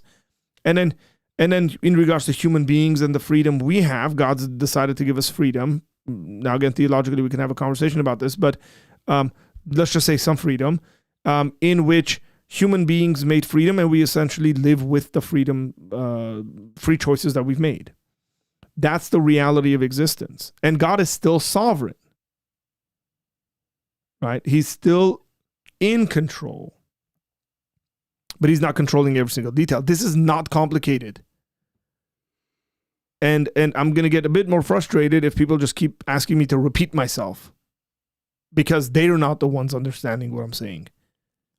The question is, can God at any point, Arthur, at any point, for whatever reason, in any situation, intervene and change something? Yes. Okay, that's the definition of sovereignty. Yeah, he can destroy everyone. and do whatever he I wants. mean, that it to me is the definite, regardless of where your theological view leads you into understanding like how he's sovereign, whether it's a decree or whatever it is that if you believe that God can at any point intervene in any situation, then he's sovereign. The fact that he doesn't take his sovereignty away. Yeah, I agree. Brooklyn says, I have no issue with thinking God gave up control to something else. But you cannot have it both ways unless you go full on illogical. Give me a syllogism on that's illogical. God can give up control and still be sovereign. Let me just make that statement clearly. If I define sovereignty the way Tom just did, that at any moment he can stop anything, then God can actually be like human beings. You can do all this stuff. Right? Which is, if you want to put it in your words, giving up control and him still be sovereign. And then come in there and stop them, come in there and do whatever he wants to do because he's still sovereign. This is not a contradiction. That's not illogical. And plus, if you say something is full on illogical, you got to tell me which laws of logic it's breaking and all that stuff. So show me how it's a contradiction or violates any one of the laws of logic. And then this guy, he solved everything. Problem of evil, I resolved that a few days ago. Okay. The answer is simple, along with divine hiding by God. Okay, so let's just put aside the divine hiddenness issue. Tell me how you've solved these issues. Yeah, man. like why isn't Scam Chan giving us the actual thing that he's talking about? Yeah. By the way, I want to read this comment by Bethany. Ahead. It's very emotional, and I'm happy she shared it. I have a thriving son with Down syndrome. I have a 24-week pre-me grandchild. God has control. I have seen him show up in every struggle, not right away, but later on. Later it is. This is the kind of conversations, by the way, I love. Like we could spend our whole day. This is the direction we wanted to take this conversation into. And frankly, in this kind of a conversation, like, what are you guys going to say? Atheists, what are you going to say? Give some hope. Unless your worldview is so bankrupt, it's hopeless. You can't actually give people hope. Well, no, the general worldview that atheism would provide, Bethany, to you, and I think you know this, so I'm not telling you something you're surprised, is that you shouldn't have even had your child with Down syndrome. But the blessing that you currently have, that you live with and that you love, and that smiles at you, and a true atheist worldview would say, if you had known that your child was going to be like that, you shouldn't have had him. That's the hope they can offer you. Whereas you clearly just stated, God doesn't do it that way, and he gives you another hope, and he's there with you. He's present. He's with you in the struggle, and even if it's not clear, as you said, immediately he shows the blessings. And I'm sure your child with Down syndrome is a blessing to your life and your families. Thank you for sharing that. Yeah, thank you.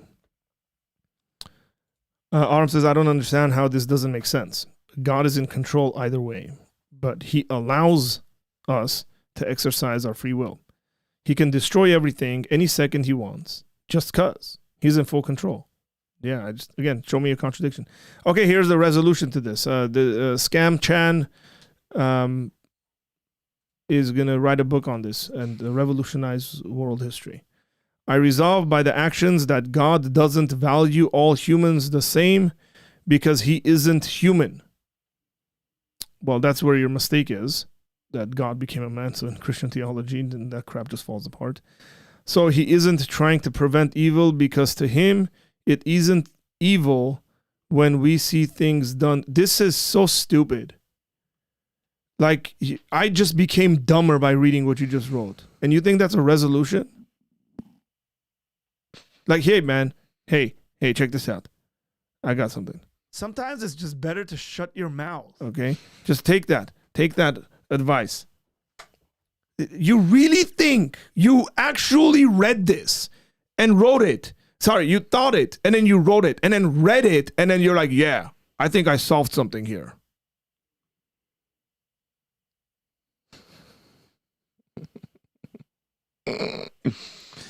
Oh, that's a scam answer, man. Scam Chan. That's yeah, perfect name. You're absolute scam. I just got scammed live. My hopes got up, bro. I got all these books behind me. I was like, this guy's about to just like solve so many issues. We're going to stick him in the philosophy dictionaries. He's got it. Problem of evil solved by Scam Chan. Absolute letdown, man. What a shame this is.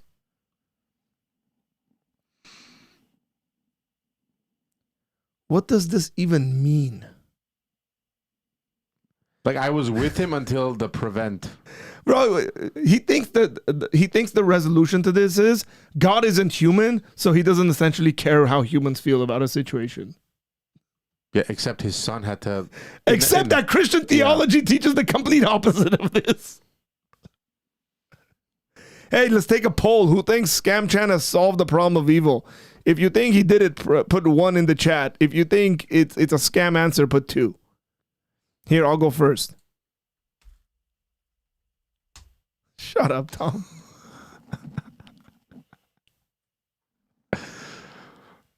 Oh, gosh. Shutting up is biblical. Amen to that. Arthur is fed up today. Yeah, I'm just fed up with stupidity. Arthur is hungry. Arthur is just hungry. I am hungry. That's it. That's true. I'm hungry.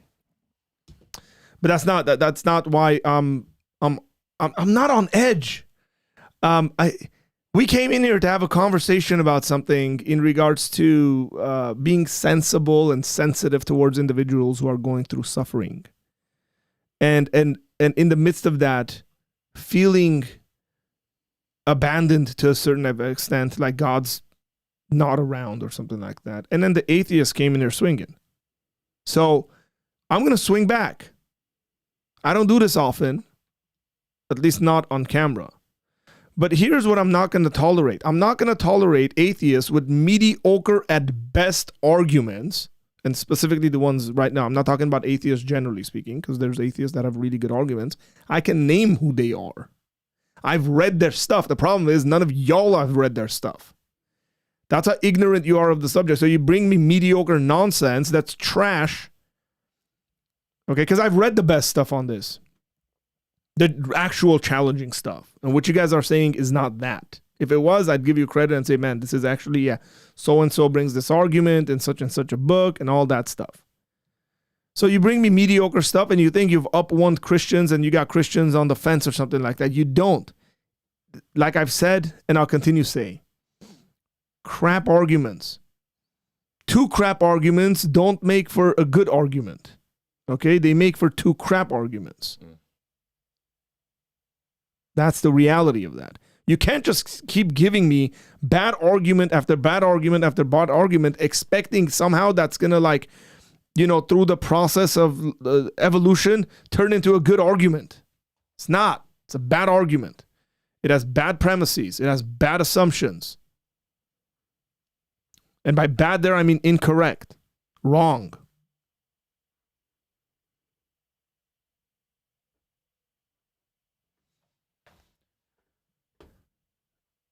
The dude does not go by Christian theology. You guys know that, right? Yeah, but come on. Lou, you actually think that's like 5% of a decent thinking there?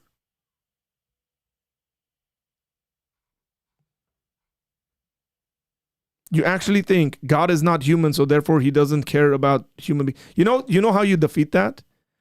Like, this is not even Christian theology. This is, atheists will bring this into conversation. If by God we're talking about the greatest possible being, then the greatest possible being would also by definition be a being that cares about his creation.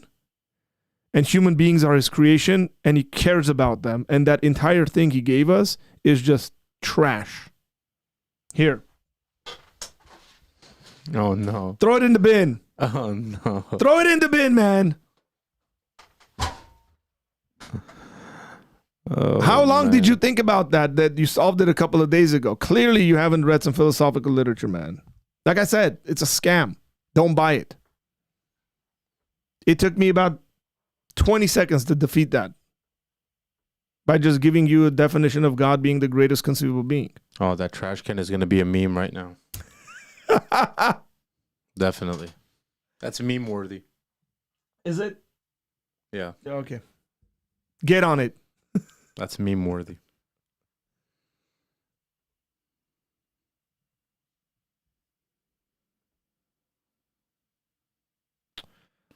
Lou, you're just venting, bro. Josh is like, I wish I caught the beginning of this whole thing. It seems like a great discussion. He's just like, what's that meme? I don't want peace. I want problems. Yes. Always. Yes, that's what it is. That's what I heard Josh was saying. I don't.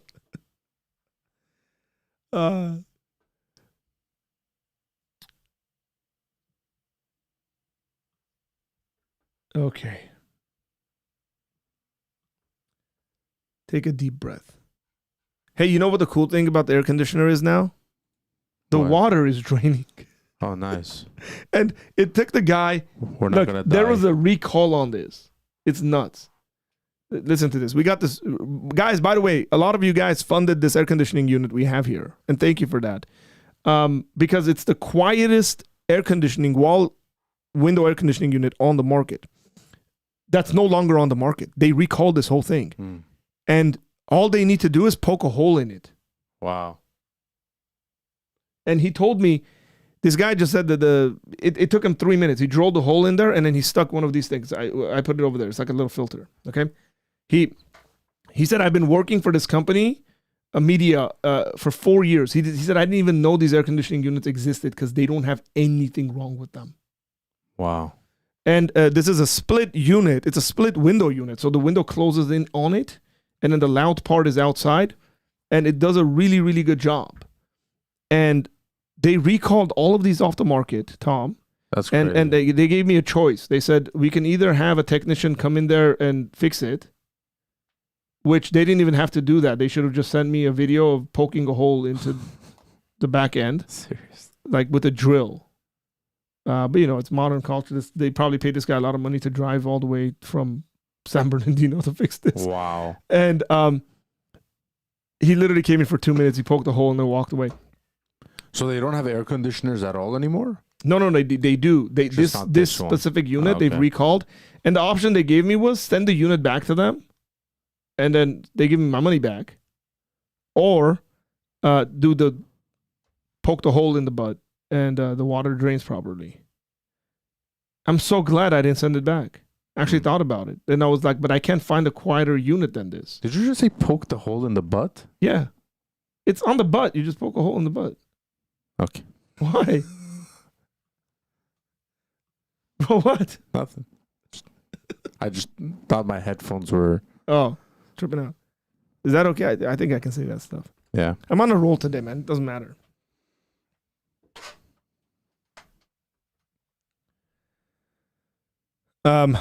I'm late. It's gotten really hot in here, by the way. It is. It's like 95 degrees. Let's put it. Let's see how loud it's gonna get because your camera. What if your it mic explodes or something? It won't. Your mic's right next to it, so we gotta see if it's gonna pick up. I'm gonna put it on the lowest. Bro, fix your mic. Can you guys hear? You keep going like this. You keep going. No, I'm moving it away. No, just lift it up. It's okay. Fix it. No, like lift this part. Better? This part. Brother. Bro, you know how to use mics. Yeah, but this is stuck. Oh, Jerome's here. Jerome, you're way too late, man. You've missed all the fireworks. You missed everything. You missed arguments, crazy atheists. This is what happened. Holding a butt. All of it. You missed all the good stuff, man. It's like when the King of England missed that whole note about dumping tea in the... That's a nice sound. Sounds like you're cranking up an engine. I know. Can you guys hear that, by the way?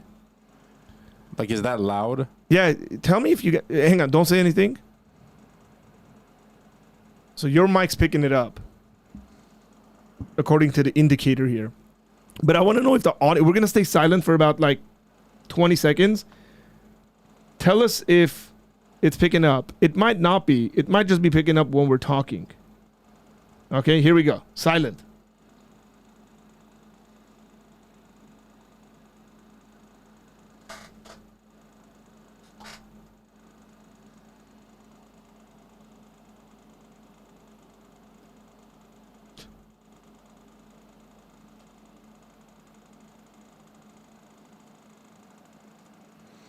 Yes, sounds like an old school fan. I think what it's picking up is like the movement of it. Is it moving in there? Yeah. I can actually stop that. I think so. Hang on. Yeah, I think if you stop the movement, it wouldn't pick it up. Hang on, bro. Mode.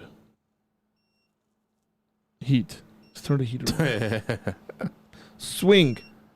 I think it wasn't swinging.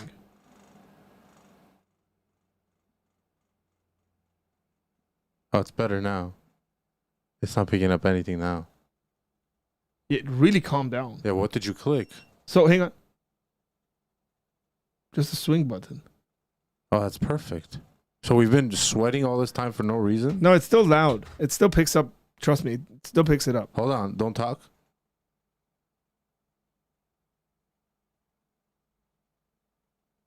Nothing there, bro. Yeah, you're right. It's not picking up. That was weird. All right. I just had to click the swing button. Now we can go a couple hours. Yeah, but I turned the swing off and it's still not. Whatever you did. Something might have been out of place. Yeah. That's why it was like the old. Because it was loud, but now it's not loud at all. You know what it might also be? That it was overworking because it was hot in here. Yeah. And the temperature dropped a little bit, so it calmed down. Yeah. It's like, oh, you can just. Every time I walk in, it just starts overworking.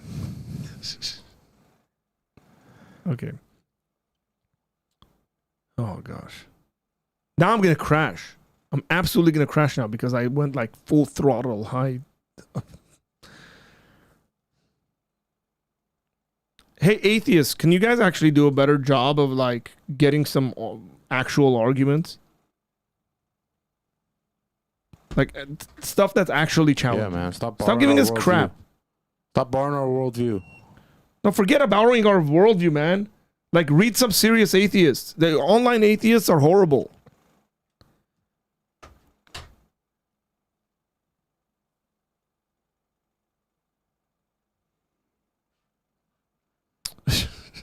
Tony said, maybe don't poke the butt anymore. Oh, man. We're going to get in trouble. We're getting in trouble. Oh, gosh, Tony. These guys doing tech checks 2 hours into a stream, you know? Bro, where have you been? Why are you even, like, here, like, trying to come at us? We just had the air conditioner fixed. Like, the tech had to come and fix it. Yeah, midstream. Midstream, big time. I mean, it depends. Maybe towards the end of it. But, like, see, now it's... Oh, now it's getting loud.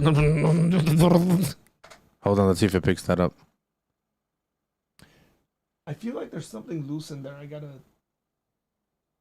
Open the thing. No, man, don't touch that. This? That you know, yeah, that opens. Yeah, careful, it might fall out.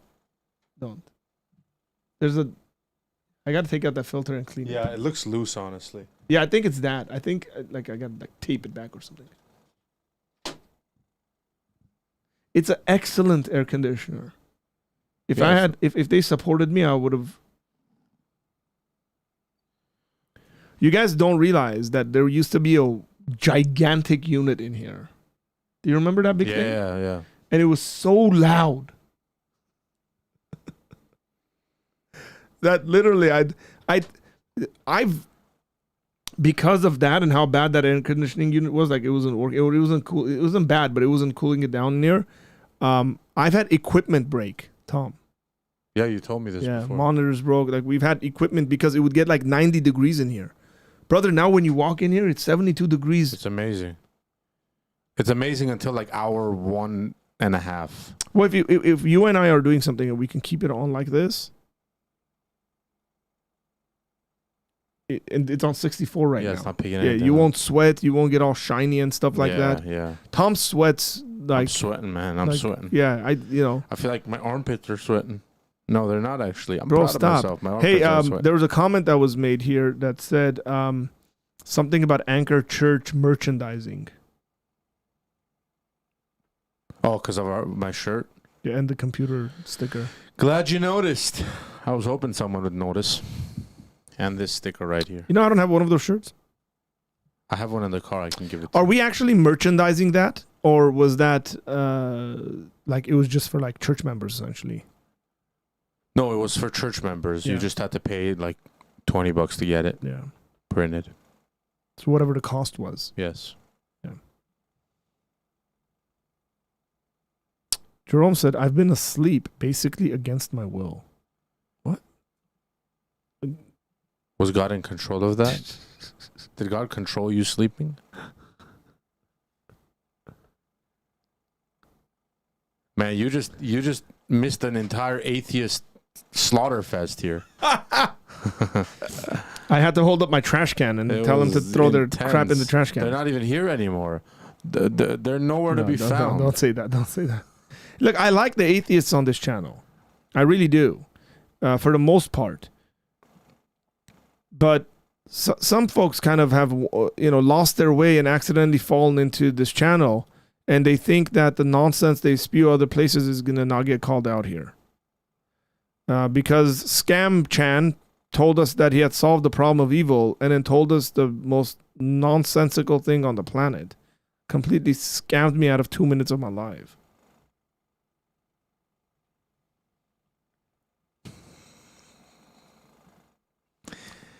Scam. Yeah. I recommend Scam Chan changes his name to Chan.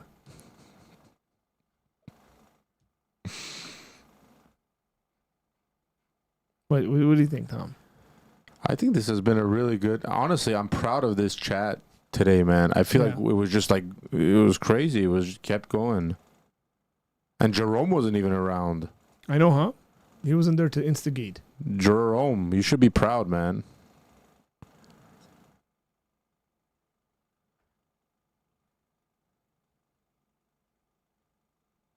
Go ahead. I'm looking at some... Say stuff, bro. Stuff. I'm just enjoying the air. Can a man just enjoy the air conditioning for 2 minutes? Guys, it's a sauna in here. Honestly, I should cancel my gym membership and just come in here. Bro, that's not right, bro. You're being like way too... No, I should do that. I should just come work out in the outside and then just walk in and get a nice... It's not that hot in here. That's so not true. Brother, you said your equipment broke. Yeah, back in the day, not with this air conditioner. Yeah, but this is off for 2 hours we're in here. Equipment is... My brain is breaking. I want to say something Scam Chan just said. It's okay, you don't have to agree with me. It's not about me agreeing with you. It's about what you said was absolute nonsense. Like, just because it came out of your mouth doesn't mean it's reasonable. You did not help the discourse on the problem of evil. You might think you did, and which makes me even think there's a bigger issue here, that you actually think what you produced was a decent argument or view or something like that. It's not. It is not. Like, maybe other Christians have been like really nice to you, but I'm telling you as a man, it was absolute garbage. It made me stupid. Okay, like reading that, I lost brain cells. He lost his hair. Poor guy lost his hair because of that. That problem. When the stream started at an afro. Like, that's not, look, I'm doing you a favor. That's not something you should say to other people. Like, just drop it. Go back to the drawing board. I got a whiteboard here. It's empty because I don't write on it. But, go to the drawing board, go to the whiteboard, and maybe develop some kind of an argument. Like, develop something that resembles proper thinking. Seriously. I can write a book about it here in the chat. Oh, gosh. Please. Yeah. Have ChatGPT stuff. Why don't you feed it into ChatGPT and be like, ChatGPT, do a, what's her name? That's so funny. What's her name? What's the lady? What's her name? What lady? She said, I can't write a book, by the way. I understand you can't write a book, but you can give me a synopsis. You can read premise 1, premise 2, conclusion. You can do that. That's not a book. Okay? Trust me. But whatever you produced was can't even be a book. Lily J. You can do a Lily J. You can put it into ChatGPT and be like, ChatGPT, can you tell me if this argument is bad? Hey, Scam Chan, who's like your favorite favorite atheist philosopher? You think I don't have a detailed response?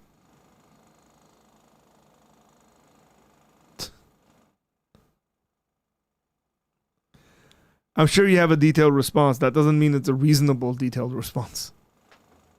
Oh, that sucks. I can't even find his response anymore. Wait, you mean the comment? Yeah. I scrolled up and it's gone. You got to give me better permissions here. What do you mean? You have all the permissions you need? I have limited scrolling options. What? Yeah.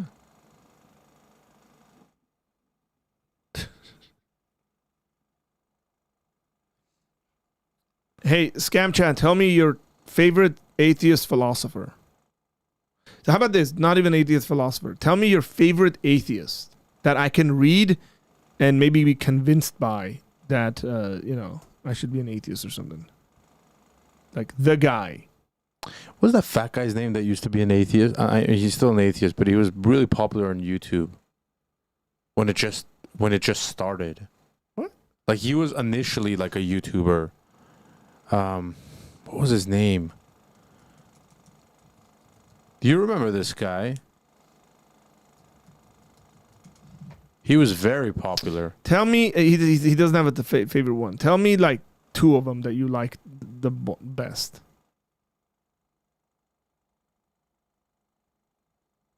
Matt Dillahunty? Sean said this. Is that Matt Dillahunty you're thinking about? What's his net channel? Is that the name of his channel? Matt Dillahunty, the Atheist Experience, maybe. No. It was some crazy atheist channel back in the day. Yeah, he's still active. It has to be Matt Dillahunty. This guy.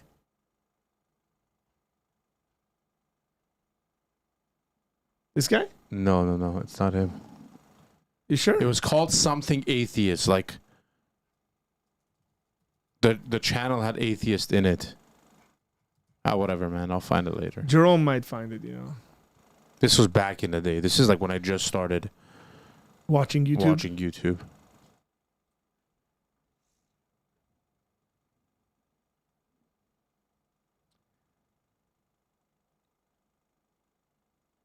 Zach, stop talking, man. The Amazing Atheist. Is that what it was called?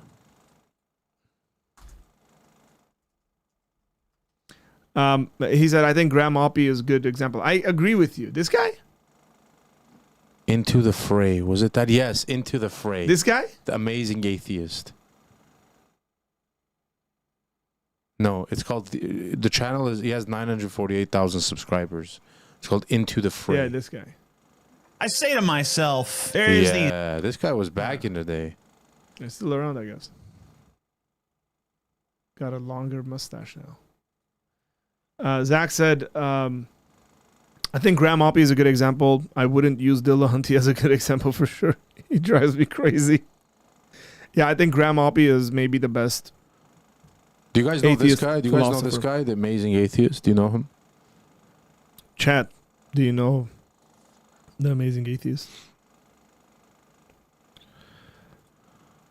I asked this guy to give me a serious thinker, and he tells me Justin from the Deconstruction Zone.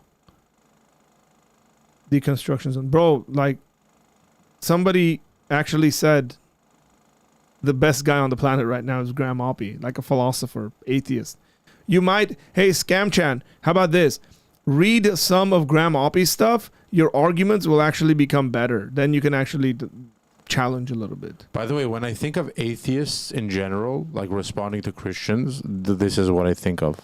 I just sent the link. Like every atheist in my head has always looked like this and will always look like this. Even if you have a different profile picture, you're just gonna. And wait, where did you text me? And it's also in this setting. Like it's not only that you look like this to me; it's that this is the background that you're speaking in. Oh, you put it in the chat. Yeah. This is just how I see atheists. I don't know what to do. Like this is. Hang on, I gotta play this. This is his first video ever, 18 years ago. Go away. Yeah. I'm telling you, this is atheism in a nutshell right here. Hang on, I'm gonna pull this up. Tom, this video came out when I was 6 or exactly. This video came up in the early days that I started watching YouTube, which was probably what? Probably when it came Jerome out. was 6. Yeah, probably. What happened? Come on, man. The suspense is killing me. It's killing me. Killing me. Killing me, so bro. It's not working. You're doing something wrong. Copy. Paste. Come on, Christians on the stream. Tell me this is not what you think every atheist looks like when you hear the word atheist. Real speed or 1.25 the speed? Do 1.25. 10 minutes? We can watch 10 minutes of this? No, we just want to see the background, the setting. That's it. Okay. Here we go. The case against Christianity. The case against Christianity. Exhibit A. The Bible contains contradictions. For instance, in Jeremiah 3:12, God says, I am merciful and I will not keep anger forever. Later on in the exact same book of the Bible, Jeremiah 17:4, the exact same God says, Ye have kindled a fire in mine anger, which shall burn forever. What's up with folks? This is one. What's up with folks whenever they're criticizing the Bible or something, and they have to quote from the King James Version? Like, it sounds more epic. I tell ye that you must, die. I'm just dead about the lighting. Like, I get it, this was 18 years ago, but they still had decent cameras. Yeah, but this is how atheists have to look. The camera will... But is it like, we're scaring Christians because we look, there's red, and Satan is red. I don't know if it's... Satan is red.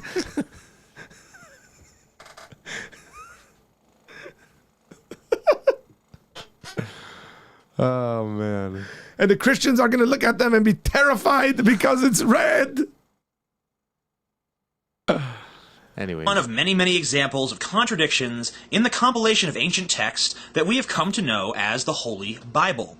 Skeptics Annotated Bible lists 383 more contradictions, and I suspect that I think this is the website that Scam Channel was using last time to give me the contradiction. I bet you anything it was this. It had to be, bro. It had to be. I know he was getting it from a website. The original thinkers, guys. That's funny.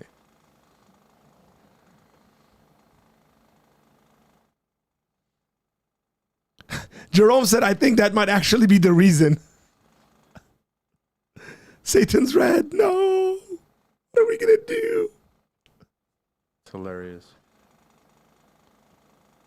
Oh, man. Hey, by the way, I don't want it to go ignored that Jerome called you sir. In England, that's a big deal, man. Is it? You don't just knight anyone in England. You're a knight, according to him. A knight in shining armor. Tom. Thank you. With the voice of an angel. Thank you. I'm a knight in shining sweat. Although right now Bro, it's amazing. Come on, it's 64 degrees in here. I'm 100% okay right now. Never heard of that guy. Sure, Scam Chan. You're probably either best friends with that guy or you are him. Not the guy, the website. Him. Skepticsannotatedbible.com. Skepticsannotatedbible.com, where all the atheists gather to find the biblical contradictions. He said, I call everyone sir now. So you're nothing special, bro. I try to hype you up, and he just totally destroyed. It's like Tom's nothing special. I'm one of those guys, even average. Jerome, even if I was you, even if I didn't actually mean it that way, I'd be like, yeah, whatever, that's what I did. But you're just like running away from it, sir. He absolutely just said you're like the most average person there is. Yeah. Dude, I think my kids have soccer today. They've been on break, and I've forgotten that they're involved in athletics. Go ahead and talk until I if we played this video every single day on national television, on every channel, everyone would become a Christian. This is what we should do. By airtime, Donald Trump comes up and then he says, I have a video to show you. Yeah. And then just shows this video. I feel like Christians are doing it. Christians have too many radio stations, TV stations trying to preach. We should just put these guys up. Yeah, this guy, Matt Dillahunty. Just put them up. Just let it run for a few hours. People will go crazy. Let them share their spiel, their worldview, and everyone will hate it. And they'll just be like, can we have Christianity back? I think that's what's going on to Richard Dawkins right now. He's like, I can't stand atheism anymore. He might be the only atheist that believes in God now. Hey, you know what's a crap book I read? This one.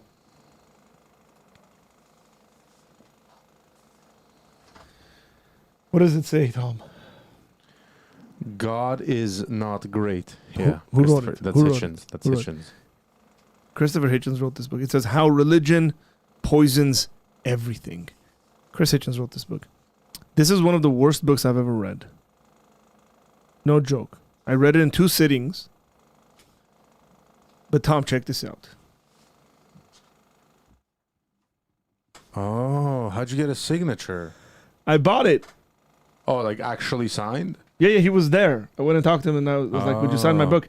And you know what other book I got with this? Where is it? Because that has a signature in it too. That's cool. Resurrection book behind you. So where did you go where you saw Hitchens? I was at the William Lane Craig versus Christopher Hitchens debate. Here. And I bought a book by him because I went in with like the most open mind I can possibly go with. I really gave him a chance. And I love Chris Hitchens, by the way. I love the way he communicated, his style, sarcasm, all that stuff. But the argument was like, his argumentation was like ridiculously disappointing. So I was at this debate. Namely, what it imagines is fantastically. Was this when Jerome was like 3? This was 10 years ago. That sounds about right. No, this is 2009. Wow. April 4th, 2009. And I went with my philosophy. Do you know where you were sitting? I do. I was probably like a little bit behind where this camera is cuts out. University. I had a really good. My name is the host. I had really good tonight. seats. That's awesome. Yeah, and I went with the guy I was TAing for. Maybe you can see me here. Imagine. It's way too dark. If you find Arthur, you'll get this Christopher Hitchens book without the signature. So and I went and got the Craig book too. One of Craig's books. I got it, and I had him sign it too. And this is before I went to Talbot, but he wrote a really cool note in there. I told him one day I wish to study here with you, and it ended up happening. It's really cool. Amber said, "I'll send you an autographed copy of my first book, Arthur." Thank you. I really appreciate that. Would love that. Thank you. Wait, is Amber writing a book? He said, "Never heard of that site. I might check it out." I've never heard of that site. I've never heard of it. I might check it out. You made that website. You're like a gold member on that website, bro. Is it good? Well, I don't know that. When was that video made? 18 years ago? It might not be around anymore. I've actually read parts of the Skeptic's Annotated Bible before. That's funny. Oh, man.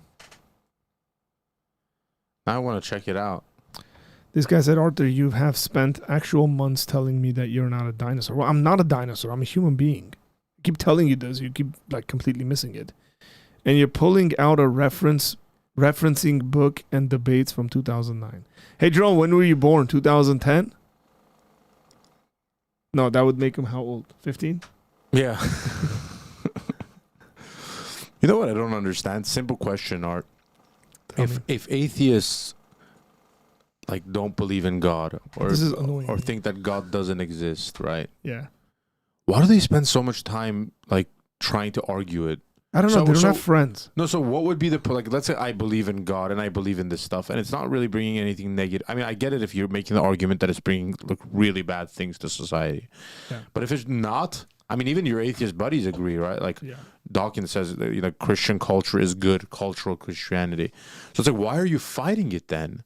Just like, I don't know, treat us like we believe in, like treat us like Lord of the Rings fans or something. I know. Huh? The thing is that they'll say something like, "Well, Lord of the Rings fans aren't bringing their views on the Lord of the Rings into like modern politics, and you're damaging stuff."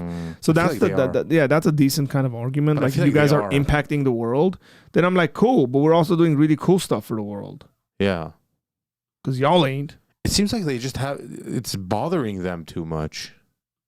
Like to make websites and stuff. That's weird. Yeah, I just generally, I'd just say they don't have friends. Yeah. I know that's like, I know that's a cheap shot, by the way. I should create a website. Friends of atheists. Yeah, we should. And it's just me and you. Christian friends of atheists. If you need someone to talk to, we're here for you. Bro, that'll go viral. That's an idea right there. We should do that, honestly. Like, if you want someone to vent to, just yell at a Christian. If you want to complain about Christians, come yell at me.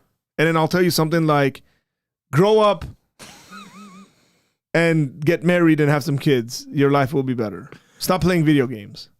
Oh, man. I play video games. I played FIFA the other day. Yeah. Well, not FIFA. It's called EA something now. We haven't played against each other for a while. Let's go right now. Tom's really, really good. By the way, we should live stream playing one time. Oh, that's really cool. But how would we do that? I don't know. I got to bring my PlayStation in here and hook it up to this monitor, maybe. Yeah. We can do that. This will turn it into a gaming channel. Who knows? Maybe I'll get super popular. We're here for the game. Tom is really good. Like, if I beat him, it's a great accomplishment. But also, some of the guys that we play with say that Tom always picks teams that are like cheat code teams. You know, PSG, Real Madrid. He never plays with like, you know, Chelsea or Arsenal or something. I mean, y'all pick good teams too. Liverpool, stuff like that. But I play with Liverpool. That's it.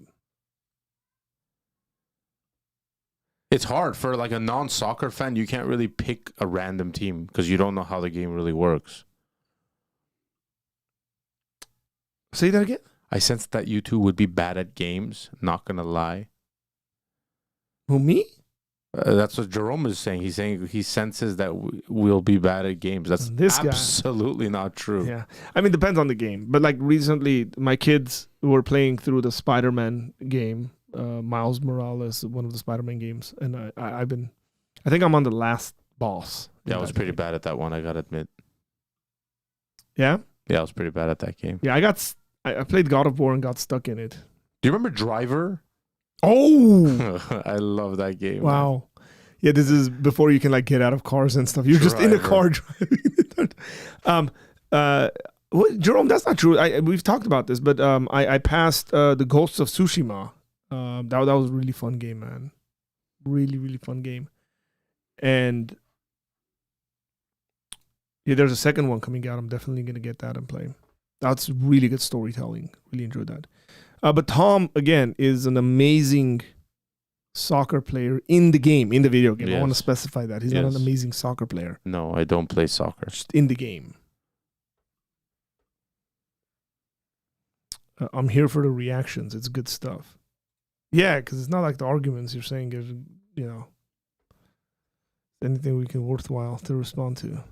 Sorry, I shouldn't have said that. That was a bit mean on my part. Yeah, that was, take that back. It was uncalled for. We're going to I apologize. that part. I apologize. I apologize for that. Scam Chan. I don't know why your name is Scam Chan. It's sort of like you're putting yourself down. It's like if I was like fraud YouTuber. What if he's like actually a Christian and just trying to make atheists look bad? That would be, man, that would be a move. If you're actually a Christian and you're like, bro, if you did that, you get this song.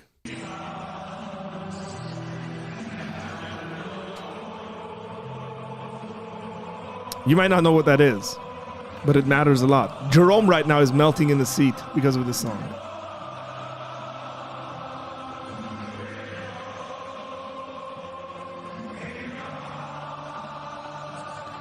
But it's not a bad idea to play video games in here. We should do that one time. And then we can just, if the wives are like, what are you guys doing? We're like, hey, we're streaming. We're creating content. But you guys are playing FIFA. We're like, no, we're creating content. That's such They can't argue against it. No. Hey, how about we do that this week? Let's do it. If you have time. Let's do it. I'm going to have a lot of time on my hands this week. Let's do it. Bring it in here. Special stream. Between tomorrow and Friday. Yeah. Just us playing FIFA. Yeah, we can chat and play FIFA. That's not a bad idea. Yeah. You guys down for that, chat? You guys want to still see that happen? Jerome said, okay, the original driver literally came out before I existed. We know that. Being a dinosaur is a badge of honor these days. By the way, Aram, have you seen Aram's stuff? No, I haven't. Oh, bro, check this out. Artwork by Aram. Oh, what am I doing? This is supposed to be on YouTube. You're going to go crazy, Tom. Aram's a friend from Armenia. Okay? Oh, wow. Oh, he does literal dinosaurs. Yeah. This guys, this is Aram's work. Wow. Look at this. That's incredible. Bro, with a pen.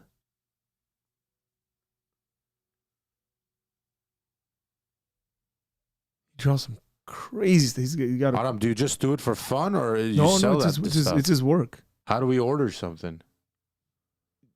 I'll connect you. You can order it. Is there a website? You can order it. Go follow his Instagram. skepticsannotatedbible.com. That's where you can order all the artwork. Hey, Christians can't believe in dinosaurs. Aram, why are you drawing dinosaurs? What's wrong with you? You know he's got a crazy testimony. You know who like introduced him and led him to the Lord? It's the most. I would have never thought this because usually it's like some preacher. Sorry, Aram, I'm putting some information out there, but it's not anything that you haven't said publicly. Andrew Clavin. No way. Yeah. Isn't that like crazy shocking? My fellow Messianic Jew. Which fellow? You're not Jew. I am a Jew. Oh, gosh. I'm the true Israel. But that's cool. That's true. a really cool story. Yeah, like he watched him and got introduced to some of this stuff, and Aram's got a crazy testimony. It's really cool. He said, appreciate the shameless plug. Bro, it's not shameless. Look at this. This is anything. This is something everyone can be proud of. These are, Aram will draw this, and you can, if your kids love dinosaurs, especially if you're an atheist, I feel like if you're an atheist, your kids extra love dinosaurs. Yeah. So all the atheists, you guys can order these beautiful dinosaur drawings and give them to your children so that you can tell them that life is meaningless and, dinosaurs were way cooler than human beings. Why do atheists love dinosaurs so much? Dinosaurs give them great hope in existence in life. Am I wrong? No, it's just so true. Like atheists love dinosaurs. Atheists love dinosaurs and Star Trek. Oh, man. The future will always be better. We will colonize the universe and, we'll get in these ships and go discover other life, other places. That's so good. Bro, look at this. That's beautiful. This is wonderful. I don't know if Aram has a website that you can order this stuff from. Let's see. Artstation.com. Does this still work, Aram? It's not going to take me anything weird? It looks like a video game, bro. Okay, Jesus is riding a dinosaur. Was riding a dinosaur. Jesus created dinosaurs. Bro. Oh, this is this stuff. Oh, you can order, I think, on here. But does he do custom stuff or just dinosaurs? Yeah, you can tell him like I want a Tyrannosaurus Rex. Oh. Standing next to Richard Dawkins. Two atheists together, you know?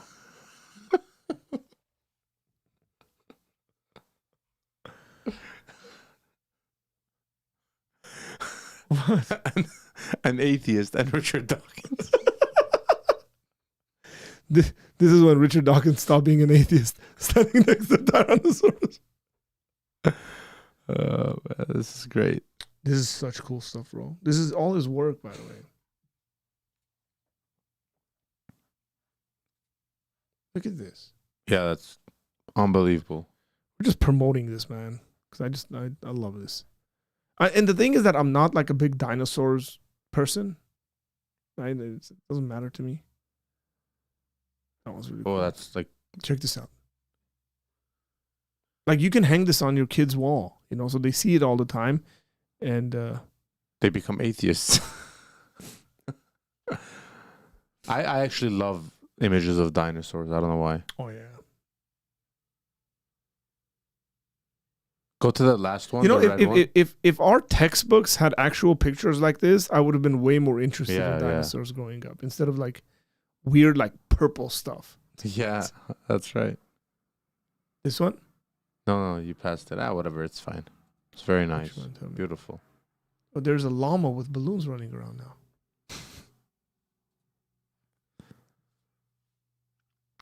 That's a great picture. This one.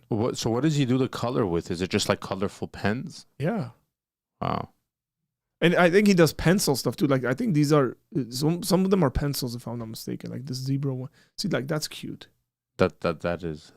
Those are Christian. No, this might be someone else. This is not him. I don't want to. Yeah, that wasn't him. Tom, do you love atheists, sir? Depends on yes. Depends on the atheist. I love every single person on this planet. That's not true. But I think atheists are exhausting, to be honest with you, and not in a good way. Bro, this is sick. The atheists spend too much time trying to disprove the thing that they don't believe. I think atheists spend way too much time on the internet. Trying to disprove things they don't think exist. What advantages does the atheist worldview bring to society? Does it build hospitals? They created science. You didn't know this? Yeah, they apparently they created science. You didn't know atheists gave science?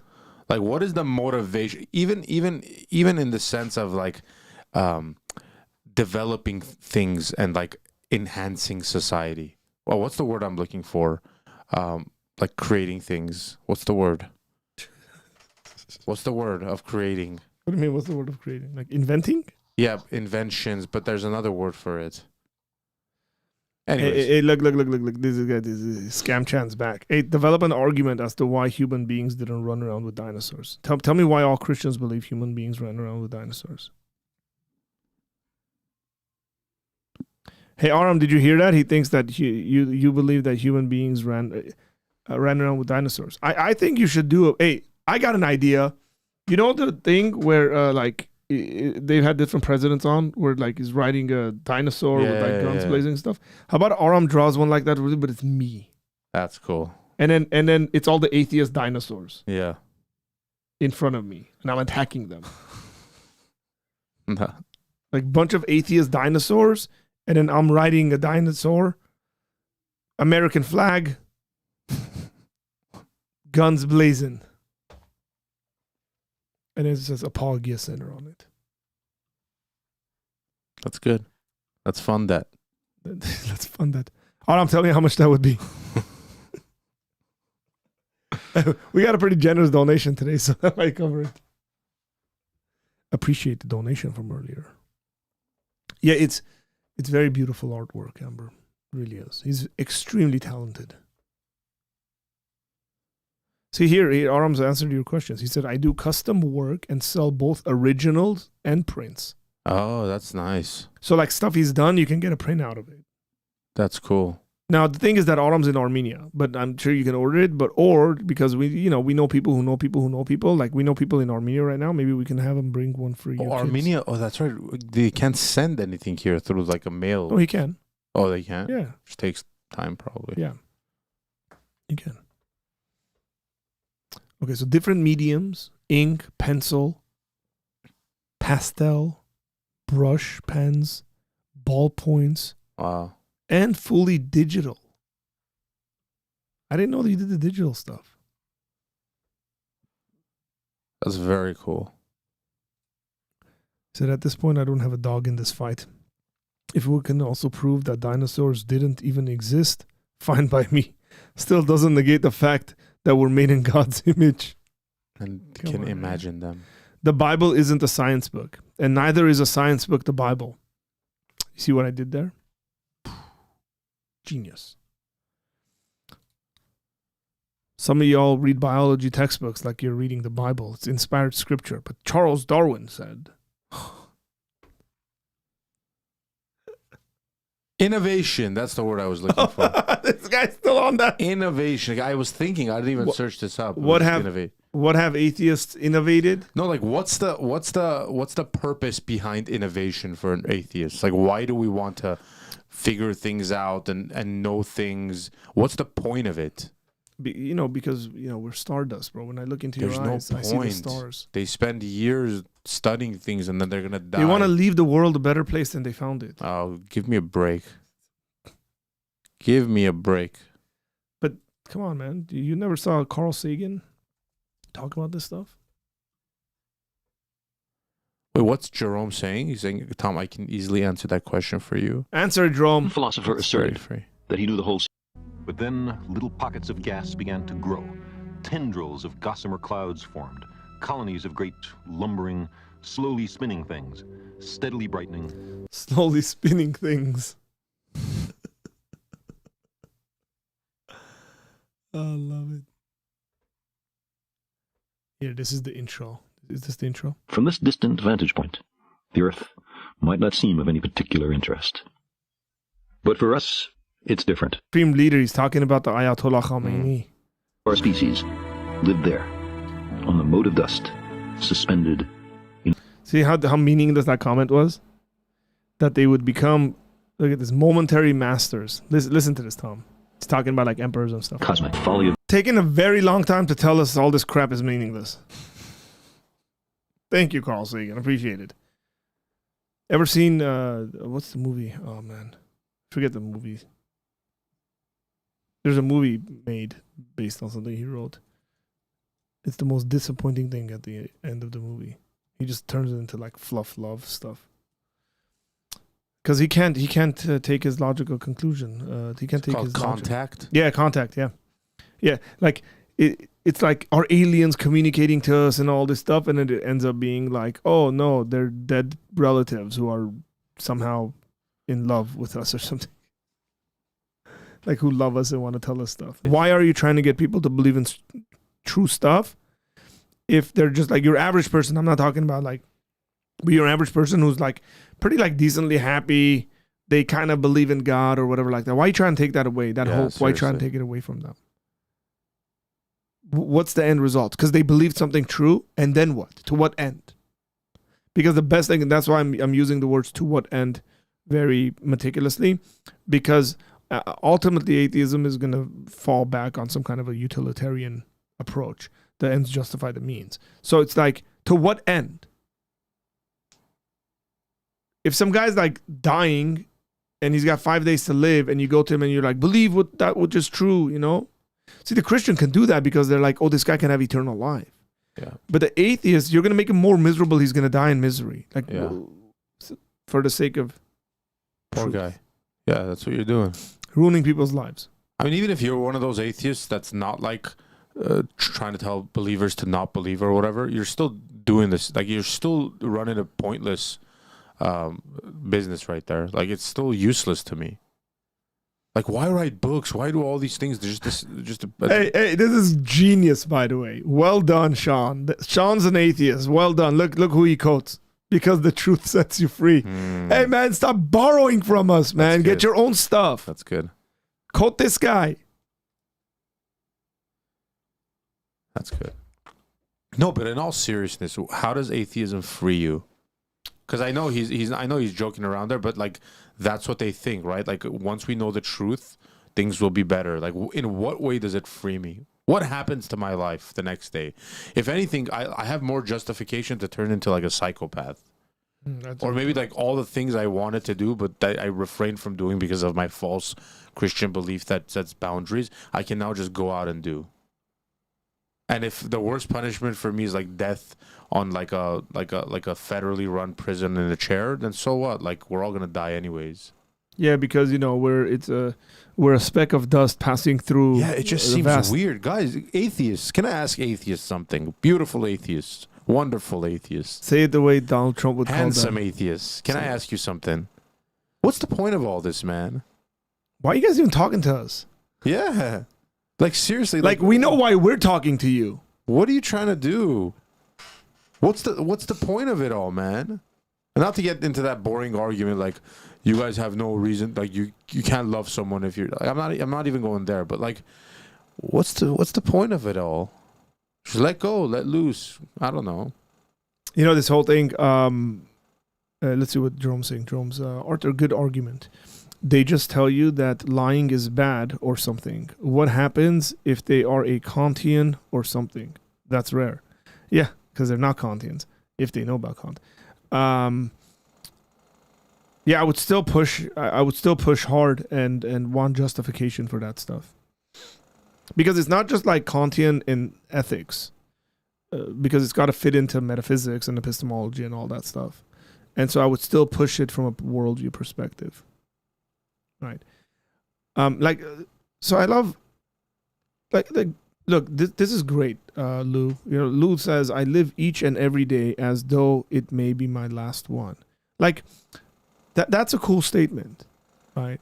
But there's a big difference between the way you live your life versus coming up with the statement that everyone should live their life as though each day is their last one. And somehow saying, oh, by that, you ought to enjoy it and find value in it and stuff. And that somehow being a better system than somebody saying, hey, I live every day, each and every day, as though it may be my last one. But recently I watched a movie about Bonnie and Clyde, but I do it the way Bonnie and Clyde did it. I'm going to live on the road. I'm going to live on the edge. I'm going to kill a bunch of people and steal a bunch of stuff because, you know, every day might be my last one. And then now as an atheist, from an atheist perspective, you got to come up with a meta-ethical perspective or whatever like that, or a meaningful perspective to say, no, it's actually a better thing to live life the way I'm living it rather than the way Bonnie and Clyde are. And it's, in my opinion, it's not enough to say, well, they're harming other people, because then you got to justify why harming people is bad in itself, because you're assuming that it's bad, and I want justification as to why it's bad. And yeah, so I'm glad you live your life like this. That's cool, because it's true. It could be your last. The Bible says that the day of salvation is today. The idea there being, you might die today. But here's the thing: you don't live today like it's your last day. Because if it was, you would do crazy stuff. So if you're an atheist and you don't believe in consequences and stuff, or any kind of like, so this is a cop out. Sorry, this is a cop out. Before you go there, so I'm saying all this stuff, and Lou says I would never tell anyone how to live their lives. If asked, I would give ideas that have worked for me. Lou, do you vote? Like, do you live in society? Do you participate in anything, like communally? What do you mean you'd never tell anyone how to live their lives? Like, look, again, if this is where atheism gets us, if atheism gets us to, I'm never going to tell anyone how to live their lives, that's a cop-out. It's a major cop-out. I think it's selfish, actually, but that's not, I do not need the Bible to tell me this day may be my last. Yeah, that's fine. I just said I was actually saying the Bible agrees with you, but that's whatever. You'd never tell anyone how to live their lives. You don't have an opinion on how people should live their lives? Like, it is a morally wrong thing to live your life abusing children. You'd never say that's a wrong thing? You do vote. Okay, so you do tell people how to live their lives. You vote as an independent, and that is my vote. I do not think I can or would want to control others. But you realize the stuff you vote for impacts society.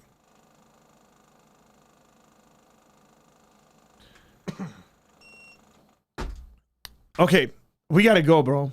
Yeah, we've had a really good stream, Tom. This was fun, man. This was really fun. You guys picked a fight. I just want to say this, that I didn't pick this fight. Y'all picked this fight. Okay? Yeah, living in fear of what God might do isn't living.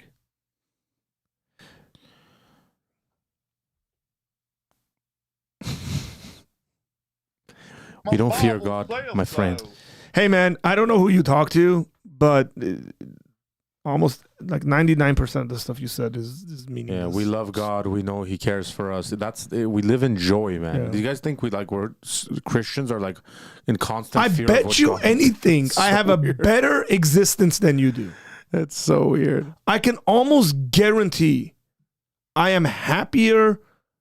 Like just overall, my life is richer than yours. I can almost guarantee that. It's not a pathetic, sad existence. I have a very rich existence, and predominantly that's because of my Christian walk. I'm not some random guy who was just like raised in the church and doesn't know anything outside of that or whatever. Like I have a very rich existence, predominantly because of God. And if we were to sit there and compare, I think I'd have a richer existence than you, man. Mm-hmm. Experientially. On that note. Oh, I love it.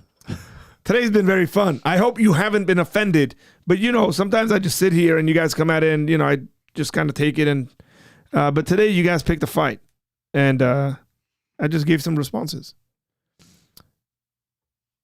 Not to be offensive, not to be rude or crass and all that stuff. But, I don't know. Sometimes it's good when people tell you straight to your face what needs to be said.